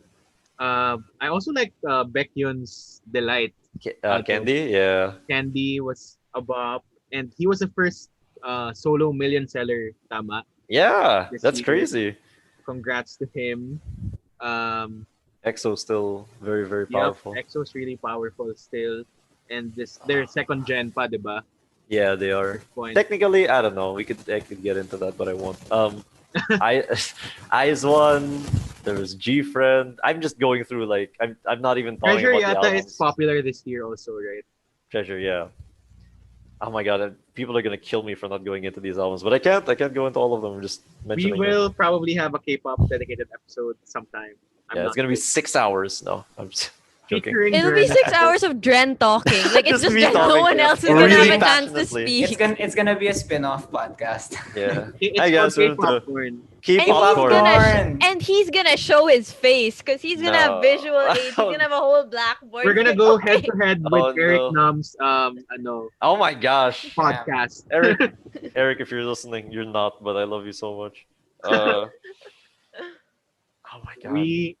I'm definitely Super Junior. Sorry, I'm just like remembering albums. Super Junior's 15th year anniversary came out. And also, Boa's The Melody. 20th year anniversary. Yeah, and Boa's 20th year. Okay, sorry, I'll stop now. Ayun. So I mean, K-pop, it's just amazing, and I'm happy I got into it this year. I'm sure Dren's been here longer than I have Nah, in the K-pop world. You probably have. Last year ka pa ba? no, I'm just more like obsessive than you, I think. Oh, yeah, maybe. Like I'm the kind of person to spend like every waking moment on a new hobby, which sounds horribly unhealthy. Why am I saying this on a podcast? But I've only been like into K-pop since like April.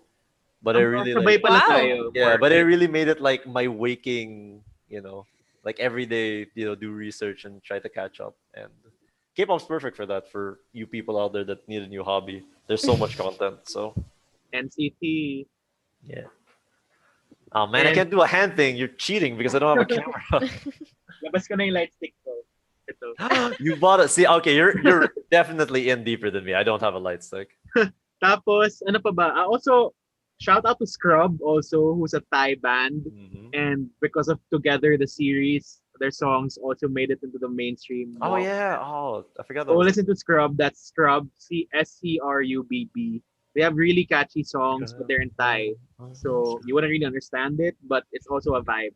That's K-pop also. So if you're a fan of K-pop, it doesn't matter. It really, yun nga, as you were saying, it really widens the world. Na you get to appreciate things you wouldn't normally Mm. think you can appreciate, but you have the capacity. Believe in yourself. Be a K-pop stan. We're here for you. Wow, that's how we ended. Believe in yourself. You can be a K-pop star. Yeah, it's been an amazing year in music. I don't think we would have survived 2020 without all the releases, the K-pop, the pop, the rock, and the hip hop that we didn't get to talk about this year. Because we're not super hip hop fans, but I'm sure people out there who are hip hop fans have their own picks Oh, of no. the year. People are gonna get mad at me for not mentioning hip hop, but yeah. But we have Sorry. run out of time and we are heading to our last segment of the show. But of course, thank you to everyone for joining that music segment of 2020. I will continue with more music in my Pop Stop recommendation for the week, which is called On My Sins. It is a song by Sarah Barrios featuring our very own Filipino singer-songwriter Sid Hartha. It's a really good pop song. Go listen to it. And yeah, I feel like a lot of people will resonate with this song. Syempre, NCT Resonance Part 2 is still out. Work It, Stream Work It, and 90s Love, and the whole album. Those are my recommendations for this week dahil I've been kind of busy and haven't been able to watch anything else or listen to anything else. Anyone want to go next? Okay, since I mentioned like some of my I mentioned that Rina Sawayama is my favorite album of the year. I guess I'll just go off that also and say that a couple of my other favorite albums of the year are, I have a list here in my notes app. Number one, I remember mentioning this before in the previous episode, but there's an album called Gray, Grae, by Moses Sumney, which is a really strange, like avant-garde sort of pop / jazz / rock kind of thing that I think is super fascinating. And like Rina's album, it's very much about identity and whatnot. But another album that I really recommend is this isn't even on Spotify, it's only on YouTube. It's called Microphones in 2020 by Phil Alvarum, who goes by the name The Microphones. And the entire album is made up of one 44-minute song. And the entire song is really just him sort of reflecting on his creativity, his capacity to still churn out music, and his sort of existential crisis about being an artist. And it's really, really good. And it's weirdly accessible also. Like it's not that hard to get into. And it really is just one gigantic song. And it's one of my favorites of the year. So if you have 45 minutes of free time and you just want to get an existential crisis, it's on YouTube for free. The pseudo yeah. podcast. Yeah, oh, pretty much, yeah. It's a musical. It's short. I mean, Yeah. it is shorter than our episodes. That's true, yeah. yeah. So if you have the energy to listen to 2 hours of us talking about stuff, then probably you have energy to listen to a 44-minute song. But how does that go? May segments ba yun na nag-iiba yung... Actually, no. Most, I think all of it is sort of the same chord progression, but there's like a little bit, like there's some sections where the drums come in. There's some sections where, syempre nag-iiba yung sort of arrangement a little bit, but it's pretty much the same. It's almost like listening to spoken word, sort of, because his sort of vocal style is a little more casual and relaxed. So it's very, very interesting, and it's ultimately pretty uplifting if you consider yourself an artist. Interesting. I will Yeah. check that out. Maybe the first minute. Grabe, no, it's really good. No, when I have the time to bask in it, that's when I will. Sige, yes, that's a good idea. Next, Max. Okay, so I guess I'll give a TV show because Cobra Kai is coming out with its Ooh. third season on January 8th, and I'm super excited for it because like I love Karate Kid and I like how Cobra Kai continued it, especially bringing the old actors back. Super super interesting whether you like karate or not, and I'm just really excited to see the aftermath of the season 2 finale because that was such a bad cliffhanger from, I won't spoil, but from the certain phone ringing and the certain falling into like, come on. I need to know what's next. Nice. I've been meaning to watch that like for a very long time. I've seen the first season of Cobra Kai and I really enjoyed it, but I haven't been able to catch up. I haven't This seen any either. is your wake up call. And I'm telling you, the end of season 2, you're just gonna wanna watch season 3 right away. I'm telling you. Seriously, the cliffhanger. It's really good. Watch it. And another recommendation that isn't really pop culture related. Get sleep. Our mojos will still be there in the morning, but get sleep. 10 out of 10, I would recommend Sleep as well. I've No, tried I it. was like, It's great. oh, I I was wish like, I oh, could what, watch. what Very is I this? could avail. What is this group called Get Sleep? And I was like, oh, you mean to actually just sleep? No, get sleep. Seriously. As It's somebody, that point in the semester. as somebody who for a very very long time had like a completely busted body clock, I would 10 out of 10 recommend getting sleep Yeah. too. I have fixed it completely now. I wake up early, I exercise, and I feel great. So Nice. Sana all. And here we are. I'm past unemployed, so midnight. you know. Exactly. Na all indeed. And lastly, Dren, of course. I'll recommend a movie, I guess. There's a movie that I recently found out about called Fast Color, and it's a superhero movie that flew completely under the radar. At least my radar. I had no idea about it.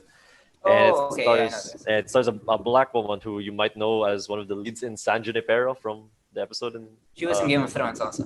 Oh, okay. In what do you call this? In Black Mirror. I'm gonna butcher her name. I'm not sure how to pronounce this. Gugu Mbatha-Raw? Oh, Google Plumet. Mbatha-Raw or something. Yeah, Gugu Yeah. Mbatha-Raw. I think I'm not sure how that's how you say it, but she's the leading actress, one of the leading actresses, and it's a crazy good superhero movie. It's a really really interesting take on superheroes, and obviously it's made by it stars a person of color, which is pretty unique. I think people have been crying out for representation in the MCU for the longest time. But there's other ways to get that representation that you want, and this is a movie that has that. And more importantly, the movie got picked up to be continued in a series that is being produced by Viola Davis's production company in Amazon. So I'm very excited to watch that series. The movie is called Fast Color, and it's great. It's available somewhere, I don't know, but Somewhere I out watched, there. you know, You know, wink, wink. You guys get it. Right? I don't have a Yeah. camera on, but I winked. I swear. To connect, she was Plumette in Beauty and the Beast of Emma Oh. Watson, and she Oh was, yeah. I think, the mom in Wrinkle in Time, the new Wrinkle in Yeah, Time. yeah. Oh my gosh. That Okay, was great. been a lot. She's been in a lot of stuff. I didn't realize. That's really cool. All right, all the more reason for you guys to watch it. I was gonna say something else. Na may announcement. Oh, last news before we end the show. Well, Black Mirror announced its comedy special for the end of 2020 to change it up because 2020 usually Black Mirror is like ano, diba? Sad. It's like sad. Extremely And sad. like, So funny. but since 2020 was 2020, they have a comedy special this time around. So that's gonna come out at the end of the year, I believe. So watch out for that. And with that, we end our episode. Thank you so much to Emil, Dren, and Max for being here. And of course, for staying on with us until the end of the show for our Music of 2020 / Spotify Rap 2020 episode. Thank you again to Radyo Katipunan, of course, for a great year broadcasting our show and for all the other shows. Thank you so much for all the support all the time. Thanks, Radyo Katip. And we will see you next year to our Radyo Katipunan viewers. Of course, we will be continuing on with our show until the next year and until Christmas season. We will be churning out some episodes pa rin. So go listen to all our previous episodes as we mentioned earlier today in our Spotify, Apple Podcasts, and wherever you stream your podcasts. And of course, you can go follow us on social media. That's at Popcorn with Cholo, at Popcorn W Cholo on Spotify, not on Spotify, on Instagram, Facebook, and Twitter for other updates on the show. And of course, yeah, we will see you guys next time. Thank you and goodbye. Bye. This is your stop for all things pop. Catch our all-around pop culture geek, Cholo Sediaren, as he throws in some dose of what's poppin' and what's hot in the pop culture scene here on Popcorn. Munch in with us every Thursdays from 4 to 6, only here on Radyo Katipunan 87.9 FM.